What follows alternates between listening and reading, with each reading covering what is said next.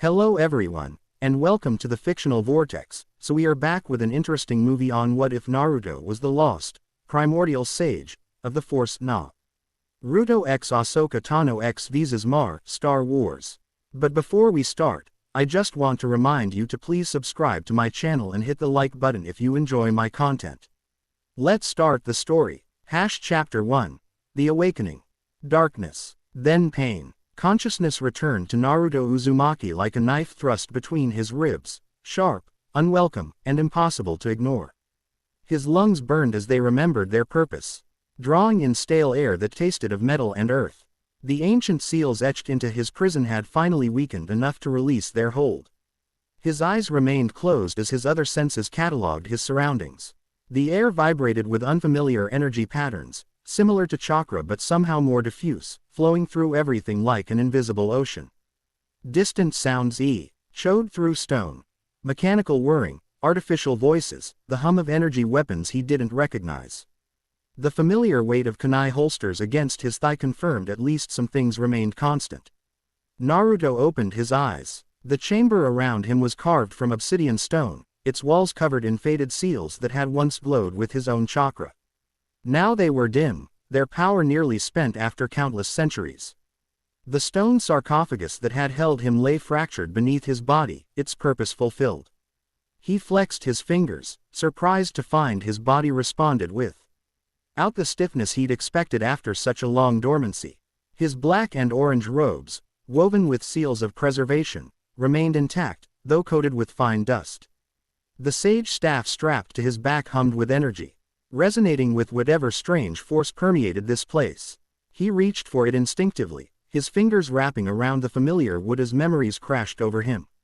The final battle, the dimensional tear, the desperate choice to seal himself away rather than risk the catastrophic release of the power he contained.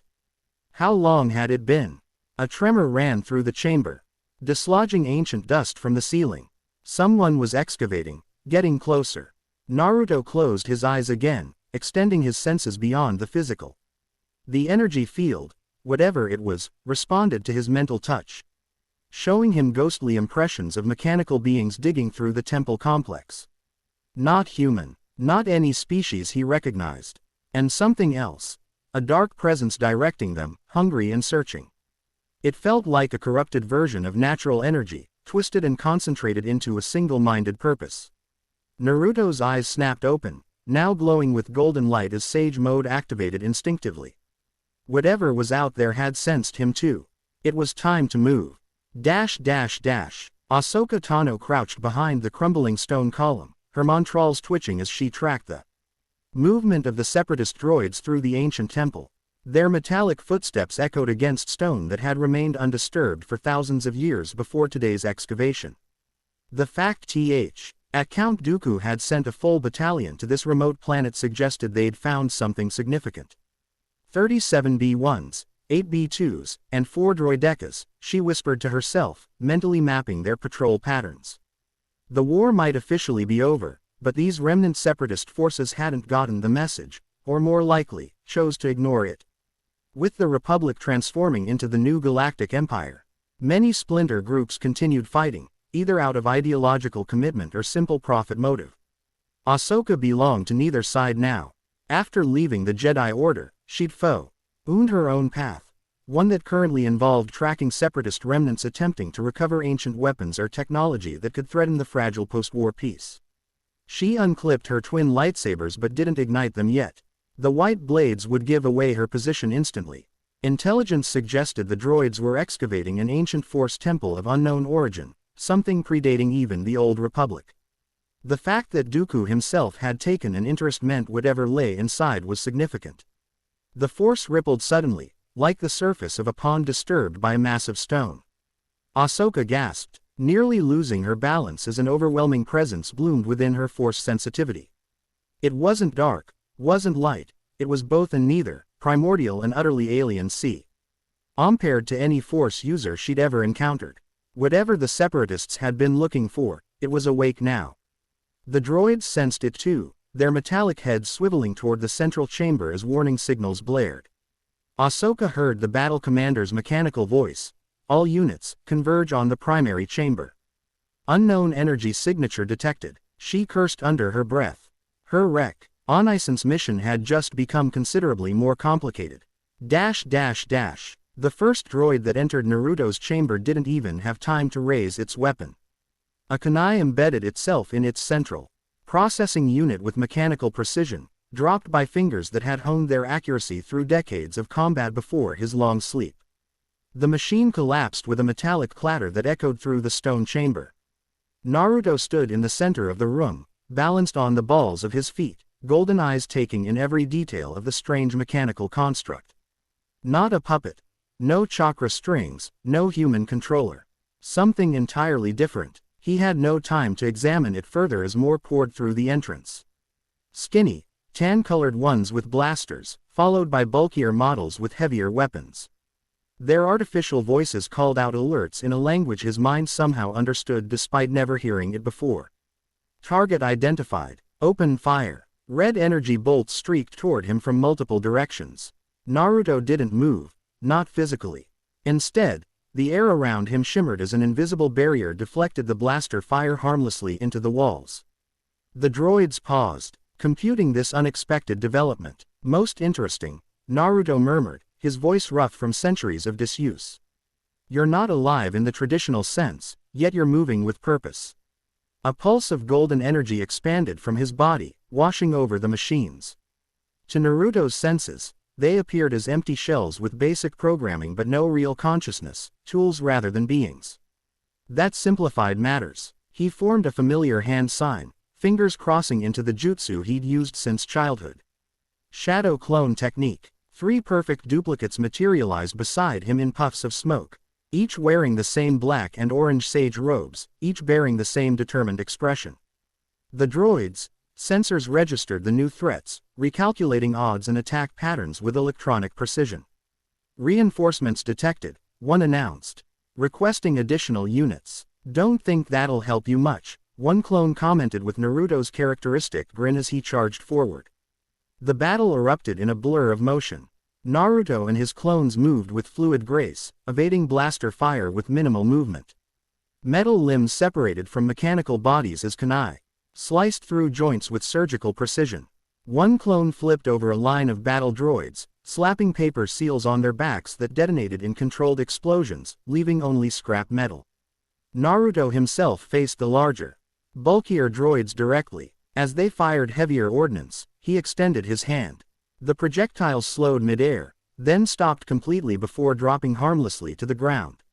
With his other hand, he made a pulling gesture, and the droids lurched forward involuntarily, as though yanked by invisible strings.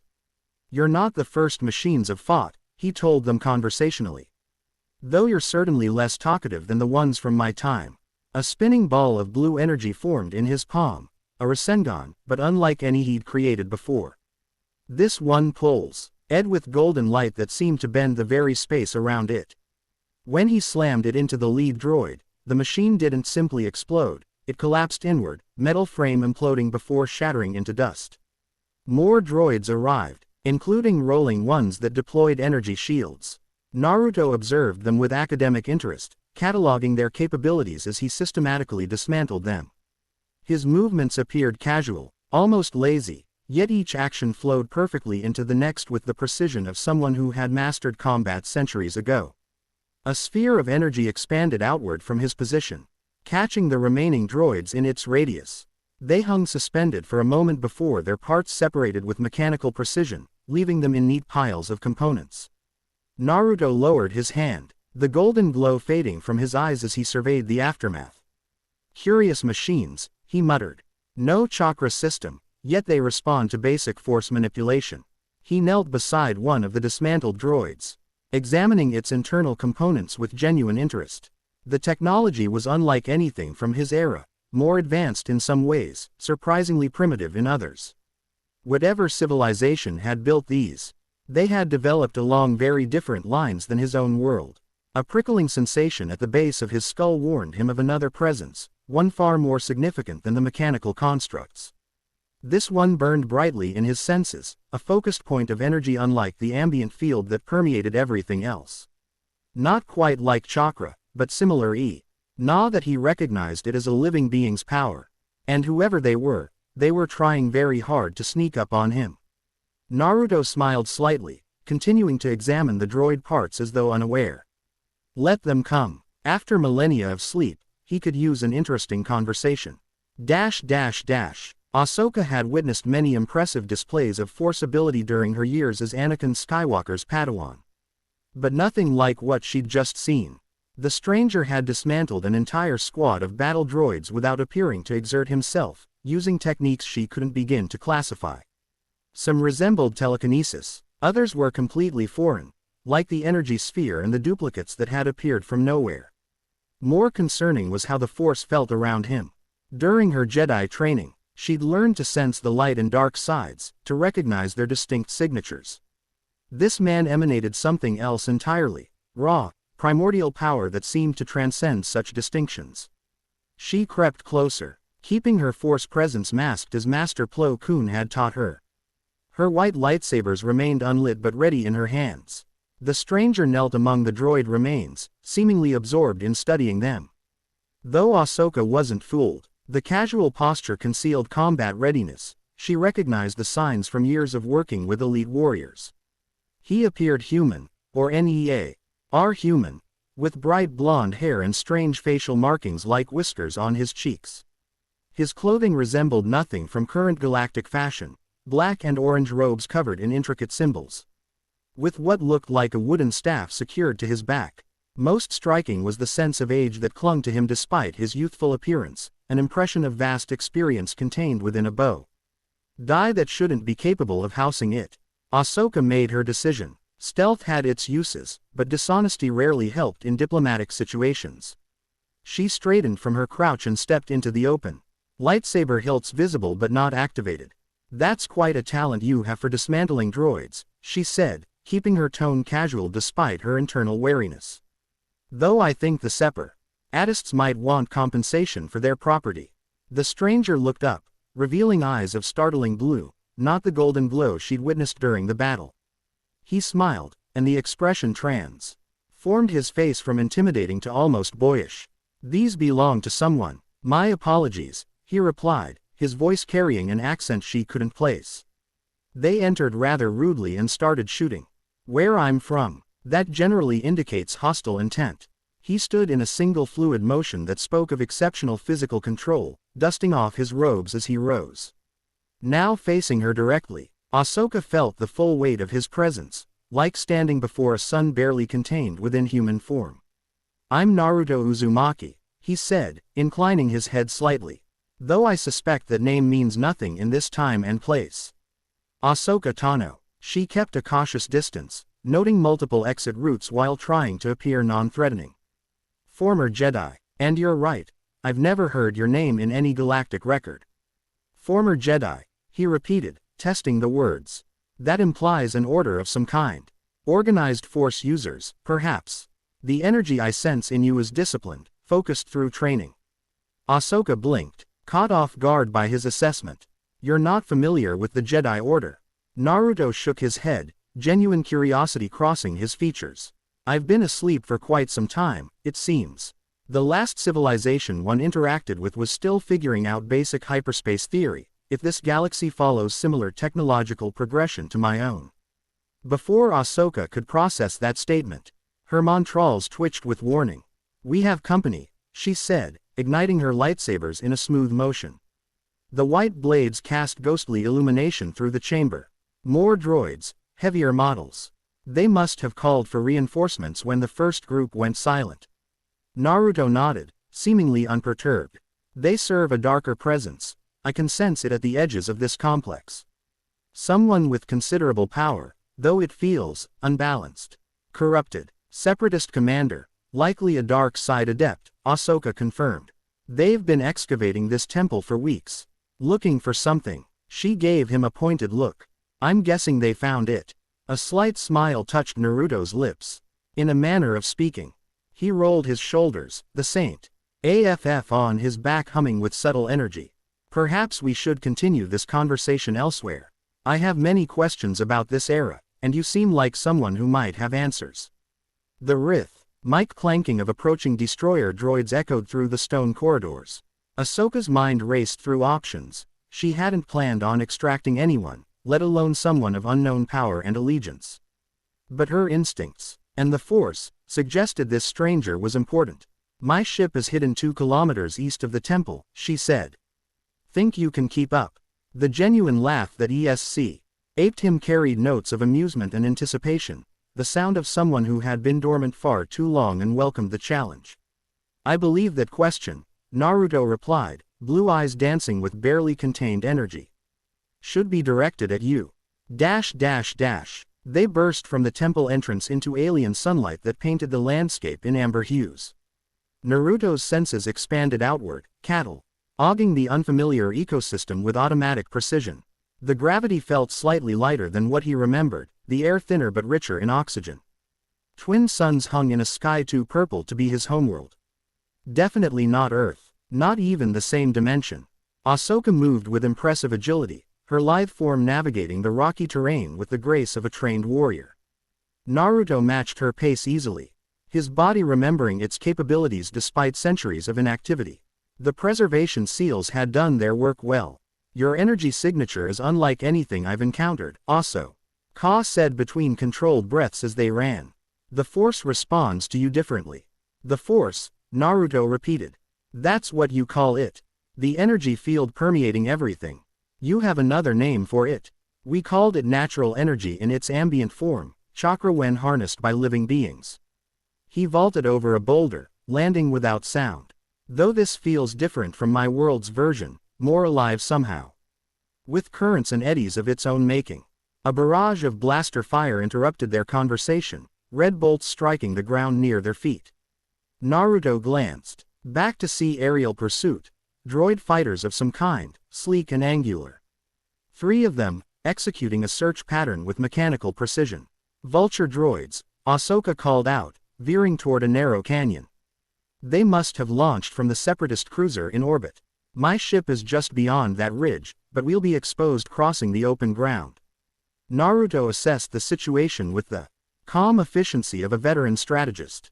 "They're tracking our heat signatures and movement patterns," he observed.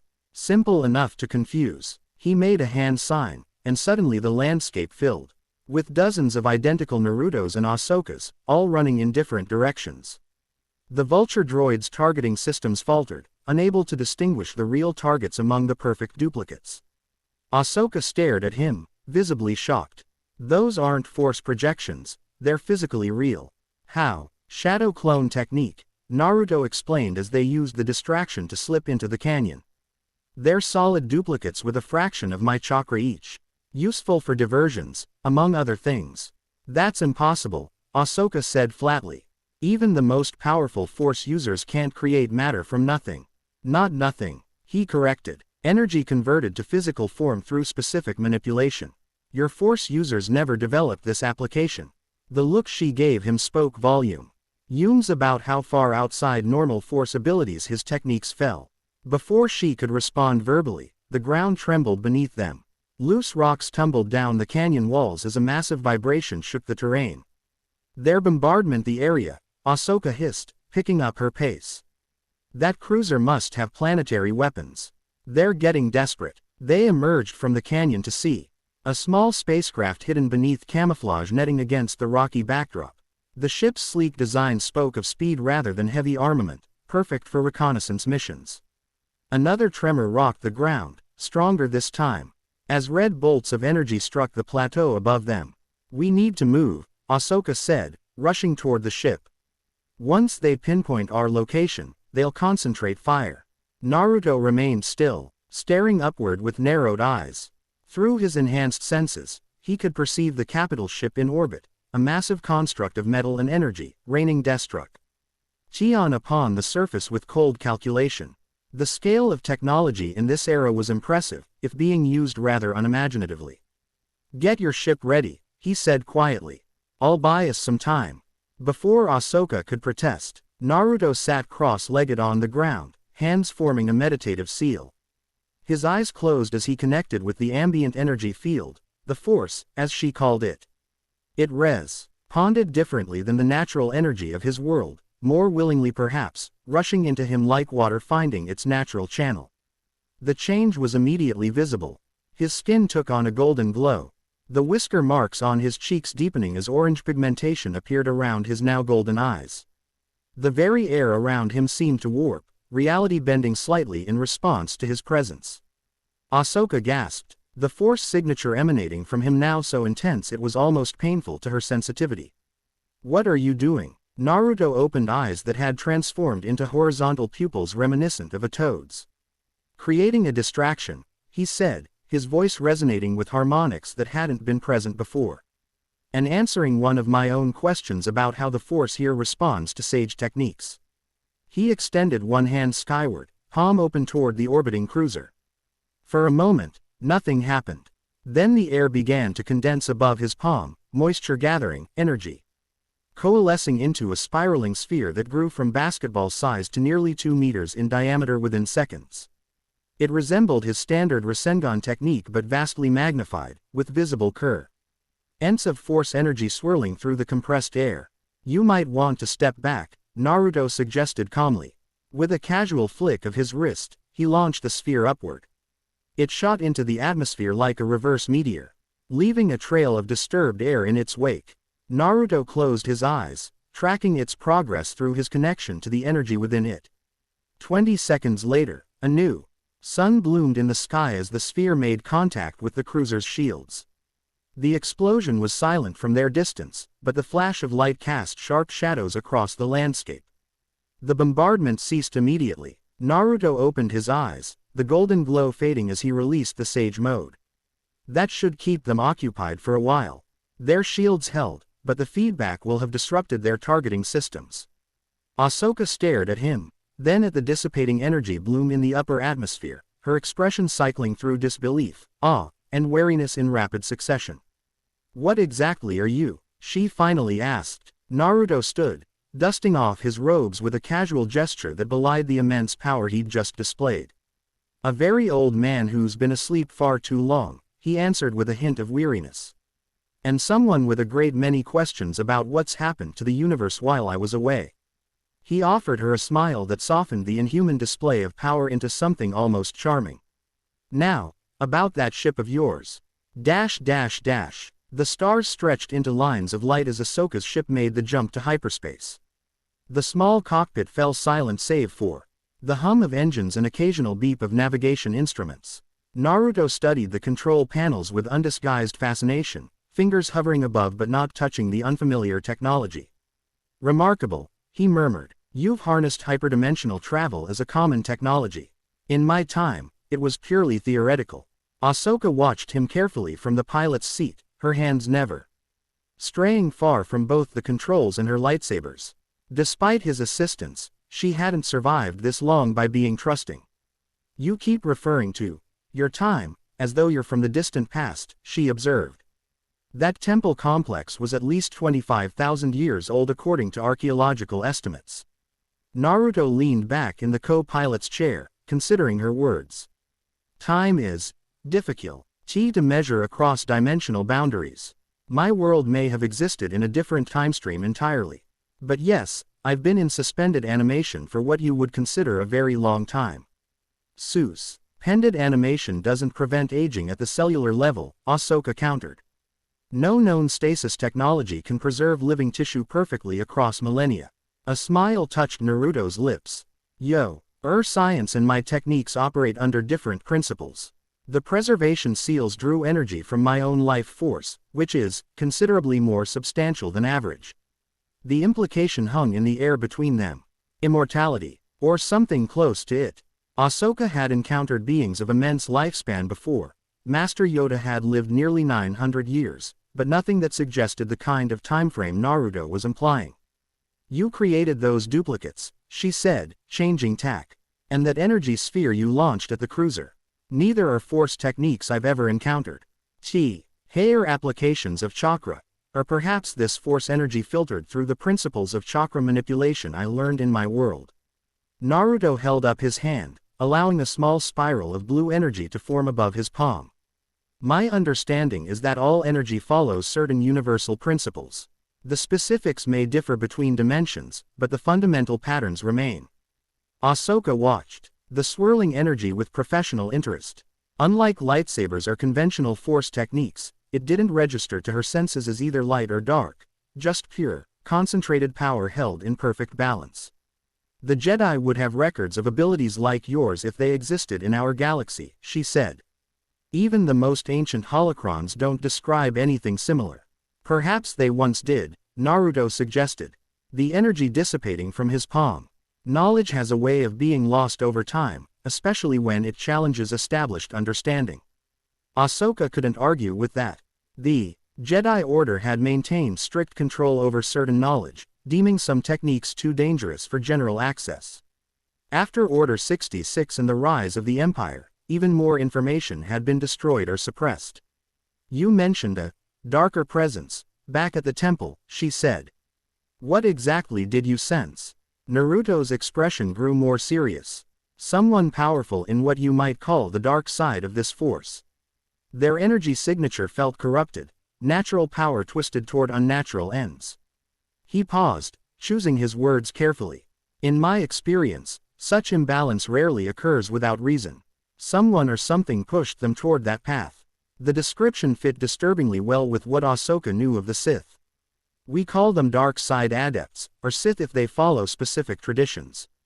They channel emotions like anger and hatred to strengthen their connection to the Force. And your Jedi, the opposite approach, emotional detachment, peace, harmony with the natural order. Naruto's expression turned thoughtful, a complete separation, then. Interesting. In my tradition, we recognized that both aspects were necessary for true balance. Emotions provide power and motivation, while detachment provides control and wisdom. The sage path walks between. Ahsoka found herself unsettled by his words. They contained echoes of teachings she'd questioned during her time with the Order, doubts that had contributed to her eventual departure. The Jedi believe detachment leads to fear, fear leads to anger, and ultimately to the dark side, she said, reciting the familiar doctrine. A simplistic view, Naruto replied gently. Fear can lead to courage when properly channeled. Anger can fuel justice when tempered with compassion. Love can inspire sacrifice rather than possession. His blue eyes seemed to look through her. The problem isn't the emotions themselves, but the lack of balance and understanding in how they're used. The ship's navigation computer beeped, indicating they were approaching their destination. Ahsoka welcomed the interruption, uncomfortable with how easily this stranger had identified philosophical issues she'd struggled with for years. We're arriving at the rendezvous point, she announced, checking the instruments. A small outpost on the edge of the outer rim. We can resupply and figure out our next move. Naruto raised an eyebrow. You're planning to stay with me, then? Ahsoka gave him a look that was half exasperation, half resignation. You're an incredibly powerful being from another dimension with techniques that could destabilize the entire galaxy if they fell into the wrong hands. And you just woke up after thousands of years of sleep. She shook her head. Someone needs to help you understand what you've walked into. And unfortunately, that someone appears to be me. Naruto's laugh was unexpectedly warm, with none of the intimidating power he'd displayed earlier. Fair assessment. Though, I suspect you also have questions of your own that you're hoping I might answer. The former Jedi didn't deny it. The Force led me to that temple for a reason. I've learned to trust such guidance, even when the path isn't clear. As the ship decelerated from hyperspace, the star lines collapsed back into individual points of light. The viewport filled with the image of a small, unimpressive place. Anet orbiting a red dwarf star, exactly the sort of forgettable location that made for good temporary hideouts. Then perhaps we can help each other, Naruto said, watching the approaching world with interest. You need answers about my abilities and purpose, and I need to understand this new galaxy I've awakened in. He turned to her, his expression becoming more serious. Starting with why I say a profound imbalance in this force of yours, as though something fundamental has been damaged at its core. Ahsoka's hands tightened involuntarily on the controls. That's a long story. And not a pleasant one. Few important stories are, Naruto replied softly. But they must be told regardless. The outpost known as Terminus Station clung to the side of an ancient asteroid that had been hollowed out by mining operations centuries earlier. Now it served as a refueling depot and unofficial trading post for those who preferred to avoid imperial entanglements. The artificial gravity and atmosphere were functional but unreliable, creating occasional zones of weightlessness that the locals navigated with practiced ease. Naruto adapted to the strange environment with the adaptability of someone who had seen far stranger places. His robes and unusual appearance drew curious glances from the station's diverse population, but in a place where species from across the galaxy mingled. He wasn't remarkable enough to cause alarm. Ahsoka led him through cramped corridors lit by flickering illumination panels, passing shops selling everything from black market technology to exotic foods. She moved with the confidence of someone familiar with the location, though her posture remained alert for potential threats. The Empire doesn't maintain much presence this far out, she explained in a low voice as they walked. But they have informants everywhere. Try not to draw attention. Empire, Naruto repeated, testing the word. A centralized government, I take it. Not allied with your Jedi Order. A shadow passed over Ahsoka's face. The Empire destroyed the Jedi Order.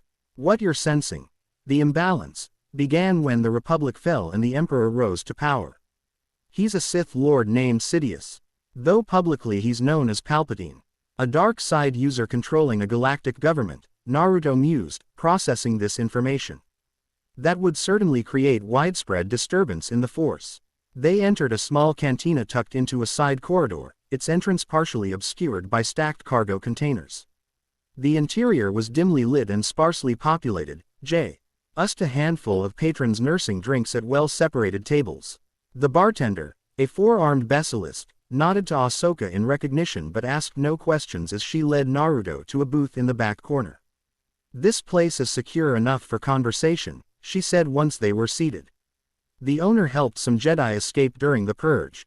He has signal scramblers to prevent surveillance. Naruto settled into the booth. His posture relaxed yet alert. A serving droid approached, and Ahsoka ordered drinks for both of them. Once it departed, she leaned forward, lowering her voice despite the privacy measures. I need to understand what exactly you were and why the Separatists were so interested in finding you. Naruto considered her question, his fingers tracing patterns on the table's scarred surface. In my world, I was known by many titles: Shinobi, Sage, Jinchuriki. Eventually, I became something else entirely. His blue eyes met hers directly. The closest translation in your lingua, GE might be Primordial Sage, one who embodies the original, undivided nature of energy itself. Undivided, Ahsoka repeated. You mean before the split between light and dark sides of the Force? Precisely. In the beginning, what you call the Force existed in perfect balance, not separate sides but complementary aspects of the same whole. Over time, users began to favor one aspect over the other, creating artificial divisions that gradually became real schisms. Naruto's voice took on the quality of a teacher reciting established facts. In my world, a similar division occurred, leading to catastrophic conflicts. I sought to heal that division by becoming a vessel for the unified energy. The serving droid returned with their drinks, something blue and steaming for Ahsoka, a simple water for Naruto. He examined the clear liquid curiously before taking a cautious sip. You're suggesting the Force itself was once different, Ahsoka said once they were alone again. That goes against everything the Jedi taught about its fundamental nature. Most religious orders develop dogma that calcifies over time, Naruto observed without judgment. The original truth becomes obscured by years of interpretation and political necessity. Ahsoka couldn't argue with that assessment. Her own disillusionment with the Jedi had stemmed partly from recognizing how the Order had compromised its principles during the Clone Wars, becoming generals rather than peacekeepers. How did you end up sealed in that temple? She asked. And why would the Separatists, or whoever was controlling them, want to find you specifically? Naruto's expression grew distant, as though seeing across vast distances of time. The final battle in my world created a tear between dimensions. The energy release was too great to be contained in a single reality. I used a sealing technique to stabilize the rift, knowing it would trap me between worlds. He smiled faintly. I expected oblivion, not suspension. When I awoke, I found myself in that temple, though I have no memory of its construction around me. He took another sip of water before continuing. As for why someone would seek me out, legends have a way of persisting. Even when their origins are forgotten. If even fragments of knowledge about the primordial sage survived, someone attuned to the dark side might recognize the potential power such a being represents. You mean they want to use your abilities, Ahsoka concluded. Or extract your knowledge of these techniques. Or both, Naruto agreed. Power always seeks more power. There. Conversation paused as a commotion erupted near the cantina's entrance. A group of rough-looking spacers had entered, their loud voices carrying across the previously quiet establishment. Nothing unusual for such a place, except that Ahsoka's posture immediately tensed. Bounty hunters, she whispered, angling herself to better observe them without being obvious. And not the independent kind. They're wearing Imperial tracking fobs. Naruto followed her gaze to the newcomers, a mixed group of species unified by their heavily armed appearance and predatory movements as they scanned the cantina's patrons. They haven't identified us yet, Ahsoka continued, but those fobs are calibrated to track specific biological signatures. If they have your DNA from the temple site, they'd need a baseline comparison. Naruto pointed out, I doubt any database has my genetic information. Maybe not yours specifically, Ahsoka conceded, but they could be tracking unusual energy signatures. The Empire has developed technology to detect force sensitives. The lead bounty hunter, a scarred Trandoshan with scaled skin and reptilian eyes, removed a small device from his belt. It emitted a soft, pulsing sound that increased in frequency as he turned slowly, sweeping the room. When the device pointed toward their corner, the pulsing became a steady tone. Time to leave, Ahsoka said quietly, sliding toward the edge of the booth. There's a back exit through the kitchen. The Trandoshan's eyes locked onto their table. He bared his sharp teeth in what might have been a smile, then gestured to his companions. They spread out, blocking the main exit and beginning to move through the tables toward the back corner. Too late for subtlety, Ahsoka muttered, her hands moving to her lightsaber hilts. Naruto remained relaxed, taking another sip of his water. How many innocent bystanders in here? Ahsoka quickly scanned the room. About a dozen patrons, plus the staff. Mostly civilians, though in a place like this, everyone's carrying something. Naruto nodded thoughtfully. Best to minimize collateral damage, then. He set down his glass with deliberate calm. Tell me, Ahsoka Tano, do your force abilities include anything like this? Before she could ask what he meant, Naruto's form flickered, and suddenly he was standing directly behind the lead Trandoshan, despite the 50 meters and multiple tables between them a split second earlier. No blur of movement, no visible transition. One moment he sat across from her, the next he was simply elsewhere. The bounty hunters reacted with professional speed, weapons swinging toward the unexpected appearance, but they were already too late. Naruto touched the back of the Trandoshan's neck with 2 fingers, and the reptilian hunter collapsed immediately. Unconscious before he hit the floor, chaos erupted as the remaining bounty hunters opened fire, energy bolts streaking through the cantina. Patrons dove for cover, overt, earning tables and shouting in various languages. Ahsoka ignited her twin lightsabers, their white blades humming to life as she deflected shots away from civilians with practiced precision. Naruto ved through the firefight with impossible grace, his form appearing to flicker in and out of existence as he systematically disabled each hunter. No wasted movement, no flashy techniques, just devastatingly efficient combat skill honed over countless battles. He never struck to kill, instead using precise strikes to pressure points that left his opponents unconscious or temporarily paralyzed. Within 30 seconds, all 6 bounty hunters lay incapacitated on the cantina floor. Naruto stood among them, not even breathing hard, his robes somehow untouched by the conflict. The other patrons stared in stunned silence, weapons half drawn but unused. Ahsoka deactivated her lightsabers, approaching cautiously. That wasn't teleportation, she said, studying him with new appreciation. Some kind of extreme speed technique. The Flying Thunder God, Naruto confirmed. Instantaneous movement between spatial points. Useful for avoiding property damage. He gestured around the cantina, which eyed from a few overturned chairs and tables, had emerged relatively unscathed. The basilisk bartender emerged from behind the counter, all four arms holding various weapons that he slowly lowered upon assessing the situation. "You two should leave," he rumbled in heavily accented basic. "More will come." "They always do." Ahsoka nodded her thanks. "Put their drinks on my tab next time they're in," she said, indicating the other patrons who were cautiously emerging from cover. "Who sent them?" Naruto asked, kneeling beside the unconscious Trandoshan and examining the tracking device that had fallen from his clawed hand. "Imperial intelligence, most likely," Ahsoka answered. "Though the fact they sent bounty hunters rather than inquisitors is interesting." Inquisitors. Force-sensitive. Agents trained by the Empire to hunt down remaining Jedi and other Force users. Ahsoka's expression darkened. "They're led by someone I used to know." Naruto picked up the tracking device, studying it with scholarly interest before crushing it in his palm. "They're monitoring unusual Force signatures." Then he stood, dusting off his hands. "Which means whatever dark presence was directing those droids at the temple has connections to this empire of yours.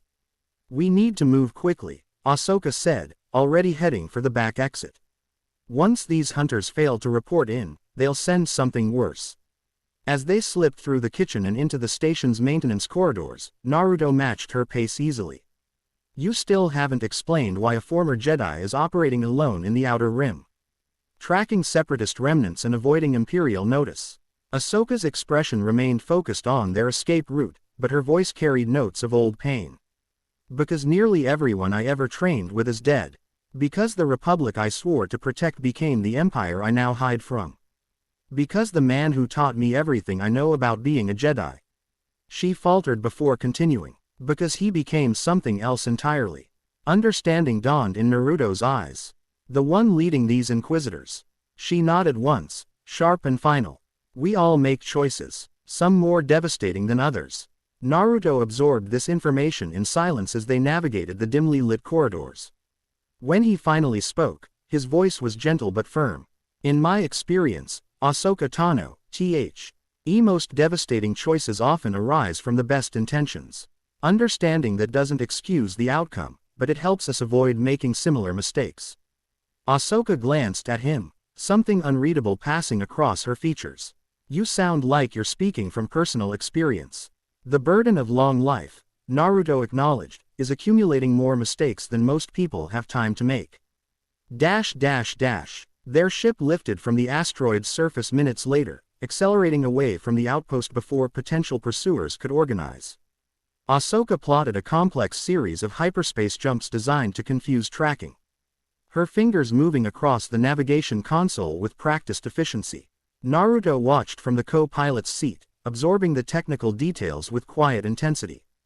For all his power, he recognized his disadvantage in this unfamiliar era, dependent on Ahsoka's knowledge of current technology and political landscape.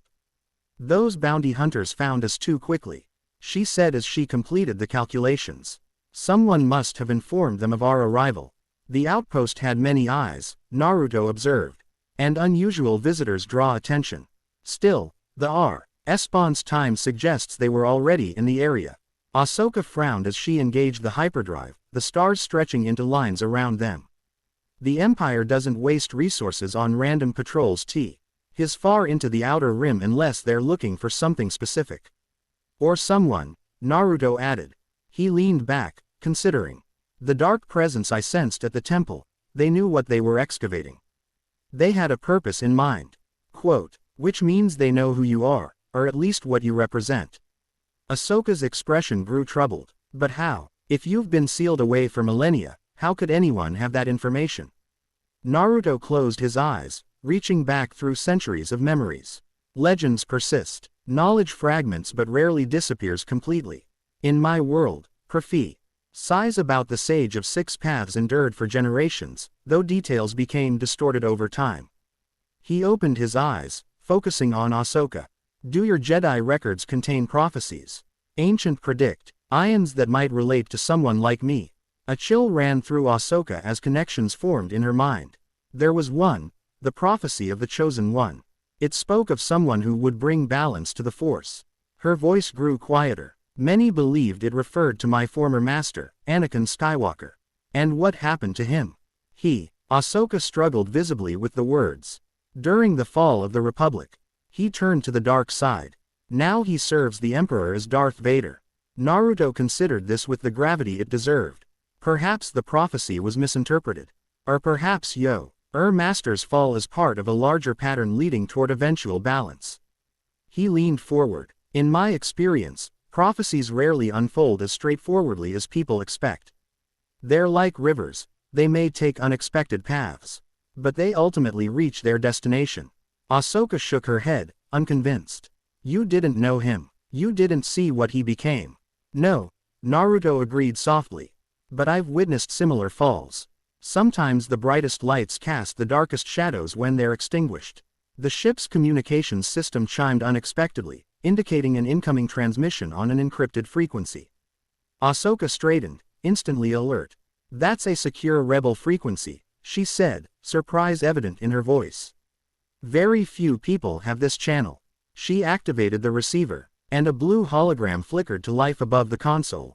It showed a human male with a neatly trimmed beard, wearing what appeared to be formal attire beneath a simple cloak. His expression was grave. Fulcrum. The man addressed Ahsoka by what Naruto assumed was a code name. I apologize for the unscheduled contact, but we've received disturbing intelligence that couldn't wait. I'm listening, Senator, Ahsoka replied, her manner becoming more formal. Imperial intelligence has issued a top priority directive concerning an artifact or individual recovered from an archaeological site in the Outer Rim. The holographic figure glanced down, apparently consulting notes. The directive classifies the subject as primordial, and indicates direct interest from the highest levels of the Empire. Naruto and Ahsoka exchanged significant looks. Most concerning, the senator continued, is that the Emperor himself has apparently taken personal interest. Our sources indicate he's dispatched his apprentice to oversee the search. Ahsoka's hands tightened visibly on the controls.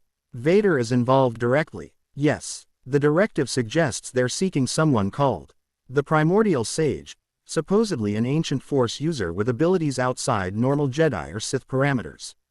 The hologram flickered as the transmission encountered interference. Ahsoka, if such an individual exists, they would be in grave danger.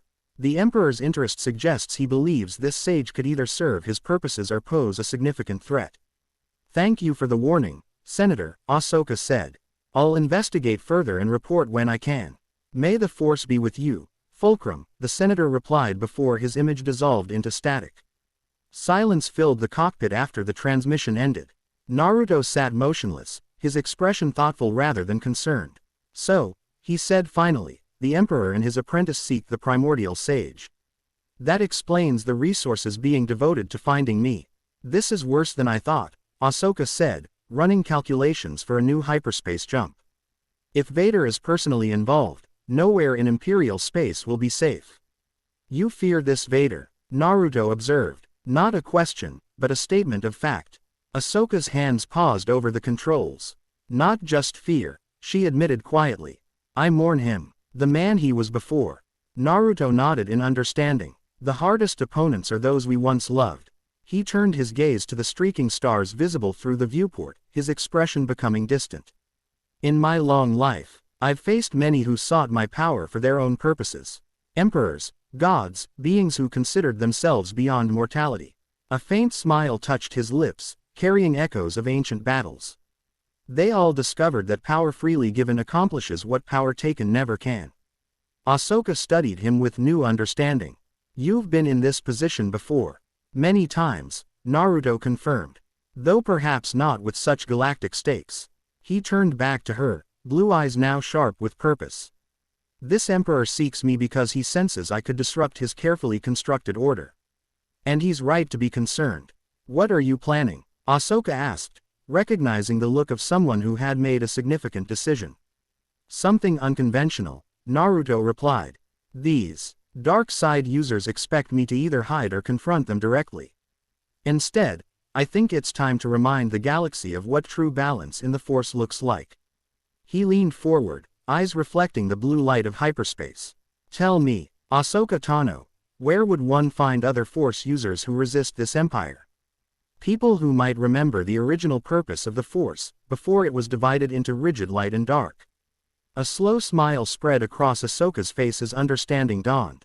As it happens, she said, entering new coordinates into the navigation system, I know exactly where to start. The ship altered course, carrying them deeper into the unknown regions of the galaxy. Behind them, unseen but approaching with implacable purpose, the Empire's forces gathered, led by a dark presence whose corrupted power reached across the stars like a shadow. The hunt for the primordial sage had begun. Chapter 1 and Chapter 2, Echoes of Knowledge. The desert moon of Jeddah hung like a sc. Jewel against the backdrop of space, its surface a tapestry of canyons and mesas bathed in the amber light of a dying day.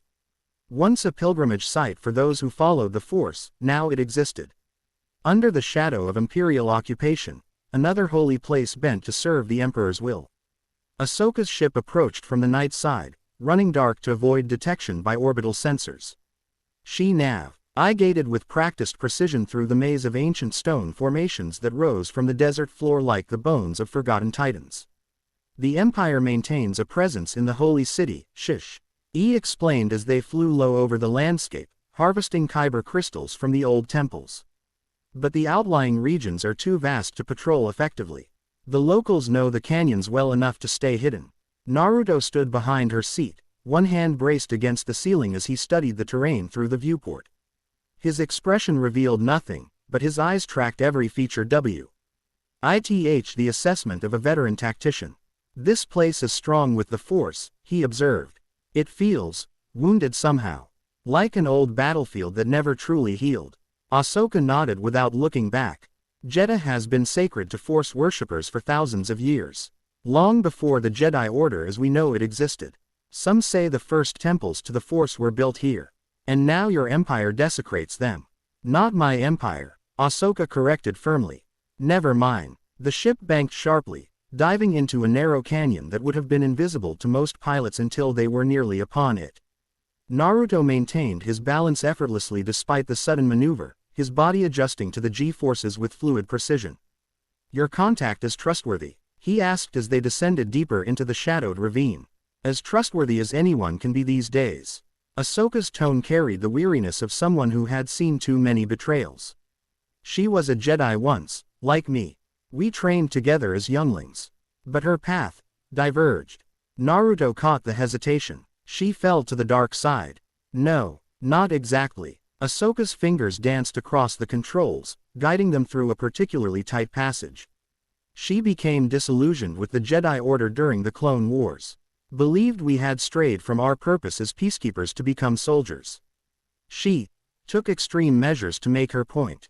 Violent measures, Naruto deduced. Ahsoka nodded once, sharp and final. She bombed the Jedi Temple on Coruscant. People died. She was captured and imprisoned, but somehow escaped during the chaos of Order 66. The ship emerged from the canyon into a small hidden valley nestled between towering cliffs. At its center stood the ruins of what might once have been a monastery, weathered stone structures partially reclaimed by the desert. You trust someone who bombed her own people? Naruto asked without judgment, merely seeking understanding. Trust is too strong a word. Ahsoka replied as she engaged the landing sequence. But Barriss understands Imperial tactics better than most. And she's been gathering information about ancient Force traditions, trying to understand where the Jedi went wrong. She glanced back at him finally. If anyone might have heard legends about a primordial sage, it would be her. The ship settled onto the sand with a gentle hiss of repulsor lifts. Ahsoka powered down the systems, leaving only essential life support active. Be careful with her, she warned as she rose from the pilot's seat. Barriss is fragile, brilliant but damaged. She sees patterns and connections others miss, but she can become fixated on ideological points to an unhealthy degree. You still care for her, Naruto observed. Despite what she did, Ahsoka paused at the exit ramp. Her back to him. The last time I saw Barriss, she was being led away in binders after nearly causing my execution. Her voice remained steady, but Naruto detected the undercurrent of old pain. I've had years to process what happened. To understand that her actions, while inexcusable, came from genuine concern about what the Jedi had become. Understanding doesn't require forgiveness, Naruto said quietly. No, Ahsoka agreed, but it helps. The monastery ruins stood silent under the light of 3 moons, casting multiple overlapping shadows across the weathered stone courtyard. No lights burned within the structures, no movement betrayed the presence of inhabitants, yet Naruto sensed watchful eyes tracking their approach. "We're being observed," he noted conversationally as they walked up the worn path to the main building. "Since we entered the valley," Ahsoka confirmed. "Standard security protocol. If they decided we were threats, we'd already be dodging sniper fire." They reached the entrance, a doorway carved with symbols that Naruto recognized as an ancient form of meditation guidance, the kind used to help initiates achieve proper mindfulness. The door itself was long gone, leaving only an empty arch opening onto darkness. Ahsoka stopped at the threshold. "Barris," she called, her voice echoing into the shadows. "It's Ahsoka Tano. We need to talk." Silence answered her. Naruto closed his eyes briefly, extending his senses beyond the physical. The Force chakra energy flowed differently here, currents and eddies shaped by centuries of meditation and devotion.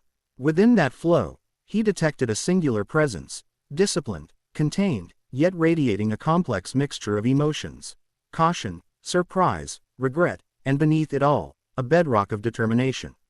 "She's here," he murmured. "Upper level, eastern corner. Watching us." Ahsoka gave him a sidelong glance but didn't question his assessment. "We're not here for trouble," she called again. "But time is short, and the Empire is moving. I have someone you need to meet." Another silence stretched between them, long enough that Naruto wondered if perhaps he'd misread the situation. Then a soft voice spoke from the darkness within. "The Togruta who walks away," the voice said, female and cultured but with an edge of bitterness. "You've become quite the legend yourself, Ahsoka Tano. The Jedi who saw the truth and left before the fall."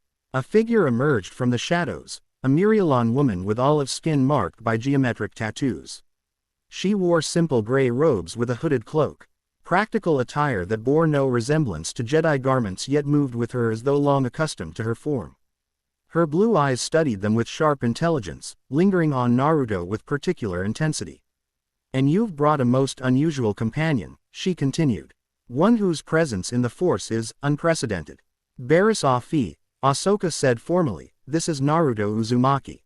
He's the primordial sage," Barris interrupted, taking a step forward. "Or so the ancient texts named one who would come. One who existed before the division, who walks in balance between what we have falsely separated." Her gaze never left Naruto's face. "The Empire has been searching for something on Jedha. Now I understand what." Naruto inclined his head slightly. Quote, "You're well informed for someone in hiding." "Information is survival," Barris replied simply. She gestured toward the interior. "Please, enter. We shouldn't linger in the open, even here." She led them through dark corridors that spoke of age and abandonment, yet Naruto noticed subtle signs of habitation, cleared pathways, maintained structural supports, strategic observation points. This wasn't merely a hiding place but a functional base, designed by someone with military training. They emerged into what had once been a meditation chamber, now converted into a living space and research center. Portable lights cast a soft glow over walls covered in star charts, historical documents, and what appeared to be architectural plans of various temples. A communications array occupied one corner, currently powered down, while simple sleeping pallets lined another wall. "You've been busy," Ahsoka observed, taking in the extensive research materials. "I have purpose," Barris corrected, moving to a heating unit and preparing cups of a steaming beverage. "Not redemption. That's beyond reach, but perhaps understanding. Of where we went wrong. Of what might have been prevented." She handed cups to both of them, a spiced tea that Naruto accepted with a polite nod. The warmth spread through his fingers, a small comfort in the cool desert night. "You said the Empire searches for something on Jedha," Ahsoka prompted after taking a sip. "What exactly?" Barris set her own cup down untouched and moved to a table covered with ancient manuscripts. 6 months ago, Imperial archaeologists began excavating in the catacombs beneath the Temple of the Kyber. Official records claimed they were merely extracting crystals for the Emperor's projects. She selected a weathered scroll and carefully unrolled it. "But my sources inside the occupation force reported they were following specific instructions to locate texts referring to something called the Primordial Archive." She gestured for them to examine the scroll. The writing was in an archaic form that Ahsoka clearly struggled to decipher, but Naruto leaned forward with recognition in his eyes. "This is similar to the script used in my world's sage temples," he said. Fingers hovering above but not touching the fragile document. A meditation language designed to be understood only by those with proper training. "Can you read it?" Barriss asked, watching him intently. Naruto nodded, his eyes tracking across the ancient text. "It speaks of the time before division, when the Force existed in perfect balance. It describes a guardian, the original sage, who maintained that balance by embodying both aspects simultaneously." His expression grew more serious as he continued. "It also warns of a time when the balance would fracture. When users would split the Force into opposing philosophies, each claiming theirs as the true path." "The Jedi and the Sith," Ahsoka murmured. "Among others," Barriss added. "There were why Force traditions before the Jedi Order consolidated power." Naruto straightened, his eyes now distant as he processed the information. "The scroll mentions an archive containing the original NGS, techniques and knowledge from before the division. It says the sage sealed this knowledge away, to be rediscovered when balance was most needed." "And you are this sage?" Barriss asked, studying him with scholarly intensity. "I am a sage," Naruto corrected carefully. "From a different world, a different time. But the principles appear similar." He gestured to the scroll. "This describes EPTs very like those I was taught. The balance of natural energies, the harmony of opposing forces, the danger of extremism in either direction." "The Empire wouldn't be interested in philosophical treatises," Ahsoka pointed out. "They must believe this archive contains something they can use, a weapon or power source." "Knowledge is the greatest weapon," Barriss said softly. "Especially knowledge deliberately hidden." She moved to another table and activated a holographic display. A three-dimensional map of the galaxy appeared, with certain points illuminated in blue. "For the past 3 years, I've been tracking unusual Imperial archaeological activities," she explained. "Sites with connections to ancient Force traditions, predating the Republic. They've been methodical, working from the core outward." She manipulated the display, zooming in on the outer rim. 2 months ago, they intensified efforts in 3 specific locations almost simultaneously. The map highlighted the planets, Jeddah, Dathomir, and a third unlabeled world on the edge of wild space. "The temple where I was sealed," Naruto identified the third point. "That's where Ahsoka found me." Barriss nodded. "Precisely. And immediately following your awakening, all Imperial forces at the other sites received new orders directly from Coruscant." Her eyes met Naruto's. "They're looking for the archive now, not just references to it. They believe you know its location." Naruto frowned slightly. "If such an archive exists in this galaxy, I have no memory of creating it. The sealing technique I used was meant to contain a dimensional breach, not preserve knowledge." "Perhaps not consciously," Barriss suggested. "But the Force often works through instinct rather than intention. If you truly embody the primordial balance, you might have created this archive without realizing it, a contingency against the very imbalance we now face." The concept wasn't entirely implausible. Naruto had experienced similar phenomena during his long life, actions taken in crisis that later proved to have deeper purpose than he'd initially understood. The Nine Tails had often mentioned how chakra itself could have intention beyond its wielder's conscious mind. "It's possible," he conceded. "But I have no access to such memories, if they exist." Ahsoka, who had been examining the galactic map thoughtfully, looked up. "What exactly does the Emperor believe is in this archive? What specific power is he seeking?" Barriss's expression darkened. "According to my intelligence, he believes it contains the secret to he calls Force walking, the ability to absorb and channel the power of other Force users, living or dead." She shook her head slightly. "The concept exists in Sith legends, but all who attempted it were ultimately consumed by the energies they tried to control. Because they approached it through domination rather than harmony," Naruto said with quiet certainty. "They sought to possess power rather than become vessels for it." "You speak from experience," Barriss observed. Naruto nodded, memories of ancient battles flickering behind his eyes. "In my world, I became the vessel for 9 grams. Reek chakra entities, beings of immense power with distinct personalities and wills. Not by subjugating them, but by finding harmony with each. It was challenging. 9 separate consciousnesses? Ahsoka asked, visibly startled by the concept. Within one mind. More like a partnership, Naruto clarified. Each maintained their identity, but we learned to work together toward common purpose. True balance isn't about erasing differences but finding how they complement each other. Barriss studied him with new intensity, something shifting in her expression. That contradicts everything he Jedi taught about maintaining mental discipline and emotional control. Because they feared what they didn't understand, Naruto replied gently. Fear of inner darkness doesn't eliminate it, it only drives it deeper. Where it grows unseen until it becomes too powerful to contain. His words hung in the air between them. Barriss's gaze dropped to her hands, which had clenched unconsciously into fists. Ahsoka watched her former friend with an unreadable expression, perhaps recognizing how Naruto's observation cut to the heart of Barriss's fall. The Empire won't stop searching, Ahsoka said finally, breaking the tense silence. If they believe this archive exists, they'll tear apart every ancient temple until they find it. Then we must locate it first, Barriss concluded, her composure returning.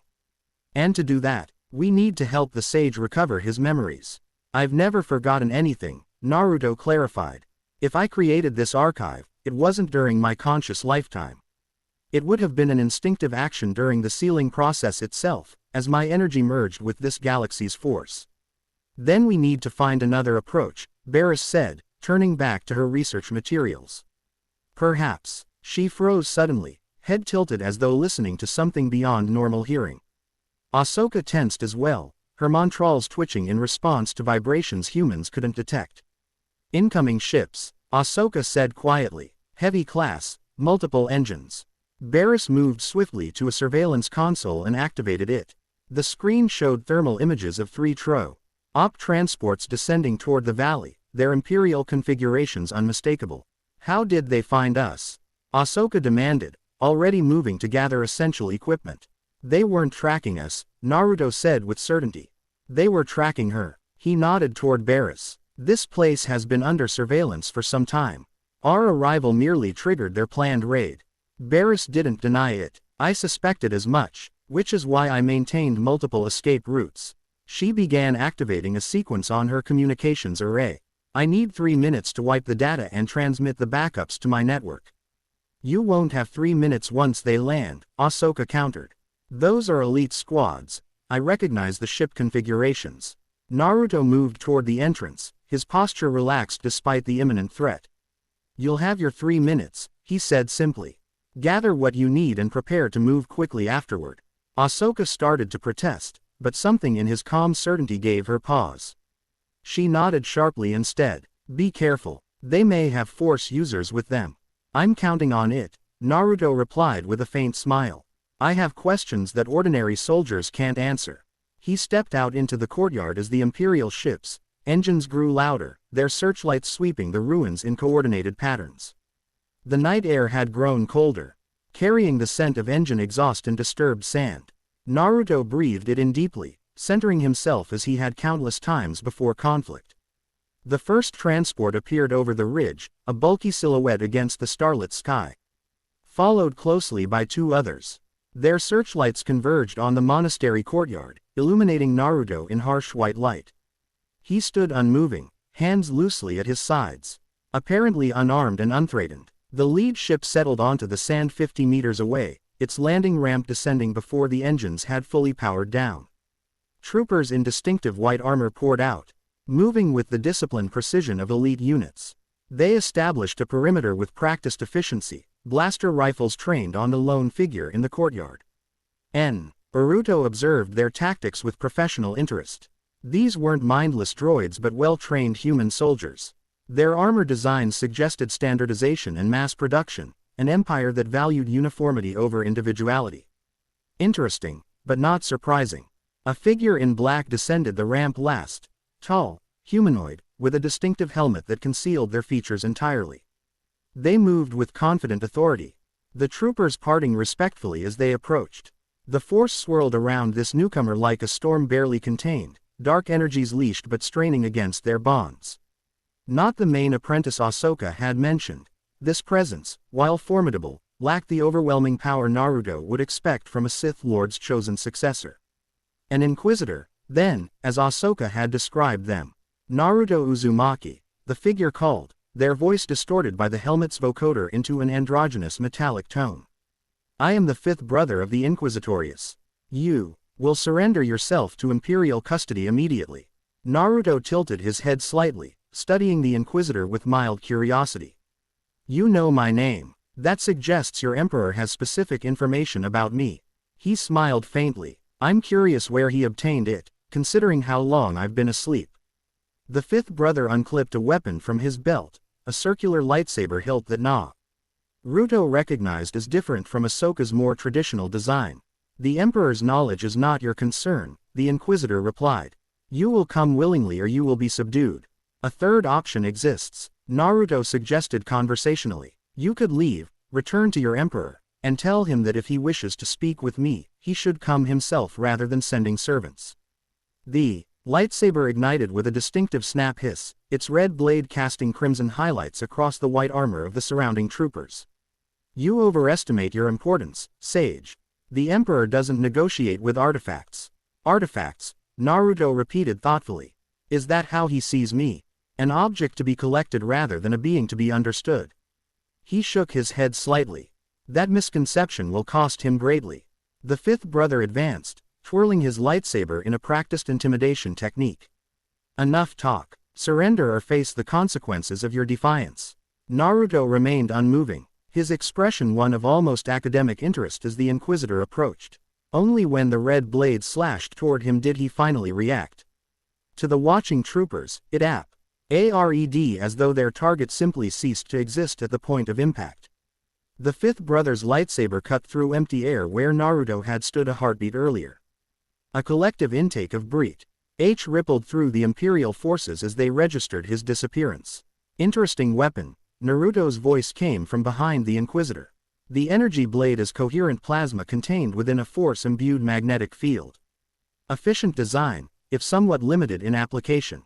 The fifth brother whirled, slashing horizontally with practiced precision, only for his blade to again meet Noth. But air as Naruto seemed to flicker out of existence. Your combat training is formalized, Naruto observed, now standing several meters away. 7 distinct forms, if I'm reading your muscle memory correctly. But you rely too heavily on Form V without properly incorporating the defensive elements of Form 3. Rage emanated from the Inquisitor in palpable waves as he charged forward, light saber spinning into its dual-blade configuration. The weapon became a blur of crimson energy as he unleashed a flurry of attacks that would have overwhelmed most opponents through sheer aggression. Naruto evaded each strike with minimal movement, his body flowing around the deadly blade like water around stone. He made no attempt to counterattack, his expression remaining calmly analytical as he studied the Inquisitor's technique. Your connection to the Force is strong but corrupted, he noted during a momentary lull. Like soil poisoned by industrial waste, still fertile, but producing twisted growth. His voice carried no judgment, only observation. Someone did this to you deliberately, reshaping your natural affinity into something that serves their purpose rather than your potential. Silence. The fifth brother snarled, abandoning technique for raw power as he unleashed a telekinetic push that shattered stone where Naruto had stood. Naruto reappeared atop a broken column, looking down at the increasingly frustrated Inquisitor. You were hoping to capture me without alerting your superior, the one called Vader. You believe delivering me personally would elevate your standing. His blue eyes seemed to see through the Inquisitor's helmet. But you've already failed. He's aware of this operation and approaching even now. For the first time, uncertainty radiated from the fifth brother. He straightened, deactivating his lightsaber as he reassessed the situation. The Emperor rewards those who serve efficiently, he said, his mechanical voice betraying no emotion. Lord Vader's involvement is unnecessary, yet inevitable, Naruto countered. He glanced at the Imperial troopers, who maintained their positions despite growing unease. Your soldiers are disciplined, well-trained, but they can't help you against what I represent. With casual grace, Naruto leapt from the column to land in the center of the courtyard. As his feet touched the ground, a pulse of energy radiated outward, invisible but palpable to Force sensitives. The fifth brother staggered slightly, while several troopers grabbed their helmets as though experiencing sudden disorientation. "You have one chance," Naruto said, his voice carrying despite its quiet tone. "Leave now. Tell your emperor that the primordial sage does not respond to threats or displays of force. If he seeks knowledge, he should approach with wisdom rather than weapons." The fifth brother regained his composure, igniting his lightsaber once more. "Impressive tricks, but ultimately futile. You cannot escape the Empire." He gestured sharply to his troops. "Set weapons to stun. The Emperor wants him alive." The courtyard erupted in blaster fire, blue stun bolts converging on Naruto's position from multiple angles. He remained motionless as the energy projectiles approached, then raised one hand in a simple gesture. Every stun bolt froze in midair, suspended like insects in amber. The troopers ceased fire, their body language radiating shock even through their expressionless helmets. The fifth brother took an involuntary step backward. 3 minutes have passed, Naruto said calmly. "My companions are ready to depart. This conversation is concluded." He closed his hand into a fist, and the suspended stun bolts disintegrated into particles of light that drifted to the ground like luminescent snow. Before the Imperials could respond, the courtyard exploded in a blinding flash that forced even the helmeted troopers to shield their visors. When vision returned seconds later, the courtyard stood empty. Naruto Uzumaki had vanished, along with all traces of the monastery's inhabitants. The fifth brother stared at the empty space, fury radiating from his armored form. He activated his wrist communicator with a sharp gesture. "Target has escaped with rebel accomplices," he reported tersely. "Request immediate orbital surveillance and blockade authorization." The response came not through the communicator but directly to his mind, a cold, implacable pressure that made the Inquisitor's knees nearly buckle. "Your failure is noted, Inquisitor," the mental voice of Darth Vader pronounced. "Maintain position. I will arrive within the hour. Prepare to face the consequences of your incompetence." As the mental connection severed, the fifth brother gazed up at the star-filled sky with something approaching dread. The primordial sage had proven far more powerful than Imperial intelligence suggested, and far more dangerous. The game had changed, and with it, perhaps the fate of the galaxy itself. Deep within the labyrinthine canyons of Jeddah, a hidden hangar housed Barriss Offee's personal spacecraft, an elegant but unassuming transport modified for enhanced speed and minimal sensor profile. The ship rose silently from its concealment, repulsor lifts barely disturbing the sand as it slipped between towering rock formations. In the cockpit, Barriss guided the vessel with practiced precision while Ahsoka monitored sensor readings for pursuit. Naruto sat behind them, eyes closed in meditation as he processed the encounter with the Imperial forces. "No orbital activity detecting us yet," Ahsoka reported. "But that won't last. Once Vader arrives, he'll implement a full blockade. We'll be beyond their sensor range before they can establish an effective perimeter," Barriss replied, her voice carrying the calm focus of someone who had escaped Imperial pursuit many times before. "This ship is equipped with advanced stealth systems salvaged from a Naboo royal yacht." Naruto opened his eyes, his meditation complete. The Inquisitor was expecting resistance but not prepared for what he encountered.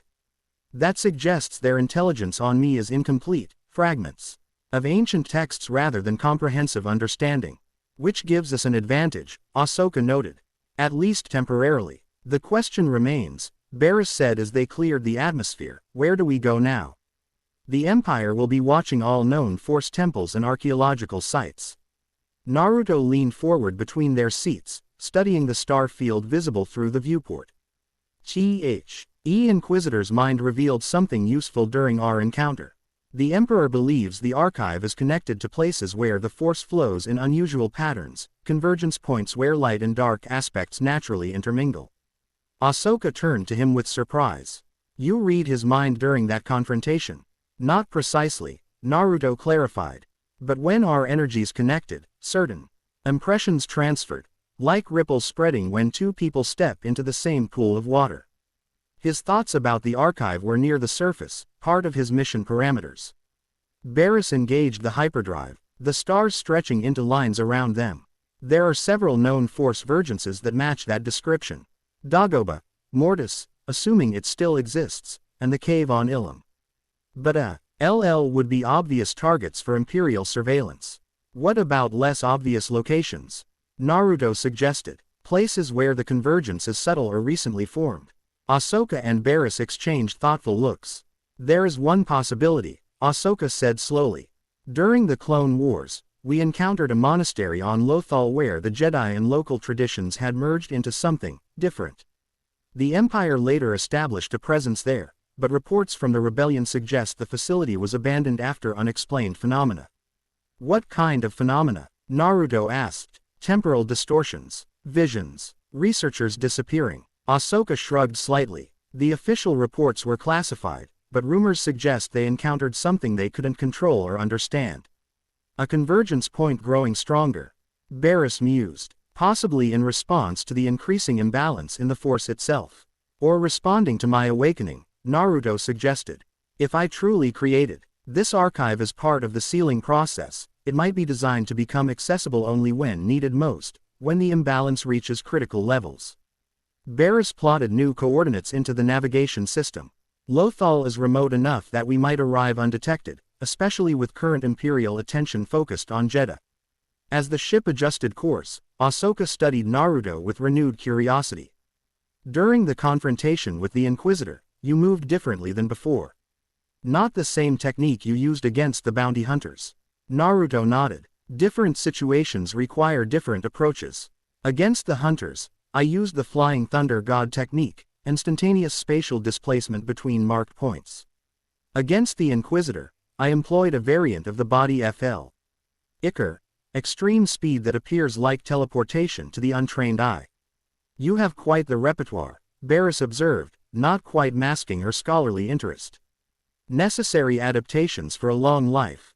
Naruto replied with a slight smile. One develops many tools over the centuries. He leaned back in his seat, gaze returning to the hyperspace tunnel beyond the viewport. Though I'm still adjusting to how the Force responds compared to the chakra of my world. Similar principles but different texture. Silence fell over the cockpit, each occupant lost in their own thoughts as the ship hurtled through hyperspace. After several minutes, Barris engaged the autopilot and rose from her seat. I should check the data I managed to extract from the monastery, she said. There might be additional information about Force convergences that could help us. As she exited the cockpit, Ahsoka watched her former friend with a complicated expression. Once they were alone, she turned to Naruto. You connected with her, she said quietly. When you spoke about balance and inner darkness, I saw something change in her. Naruto met her gaze steadily. She carries great pain, and greater guilt. Her actions haunt her, not because she believes she was wrong about the Jedi's flaws, but because she betrayed her own principles to make her point. You seem to understand her remarkably well after such a brief meeting. I've known many who walked similar paths, Naruto replied.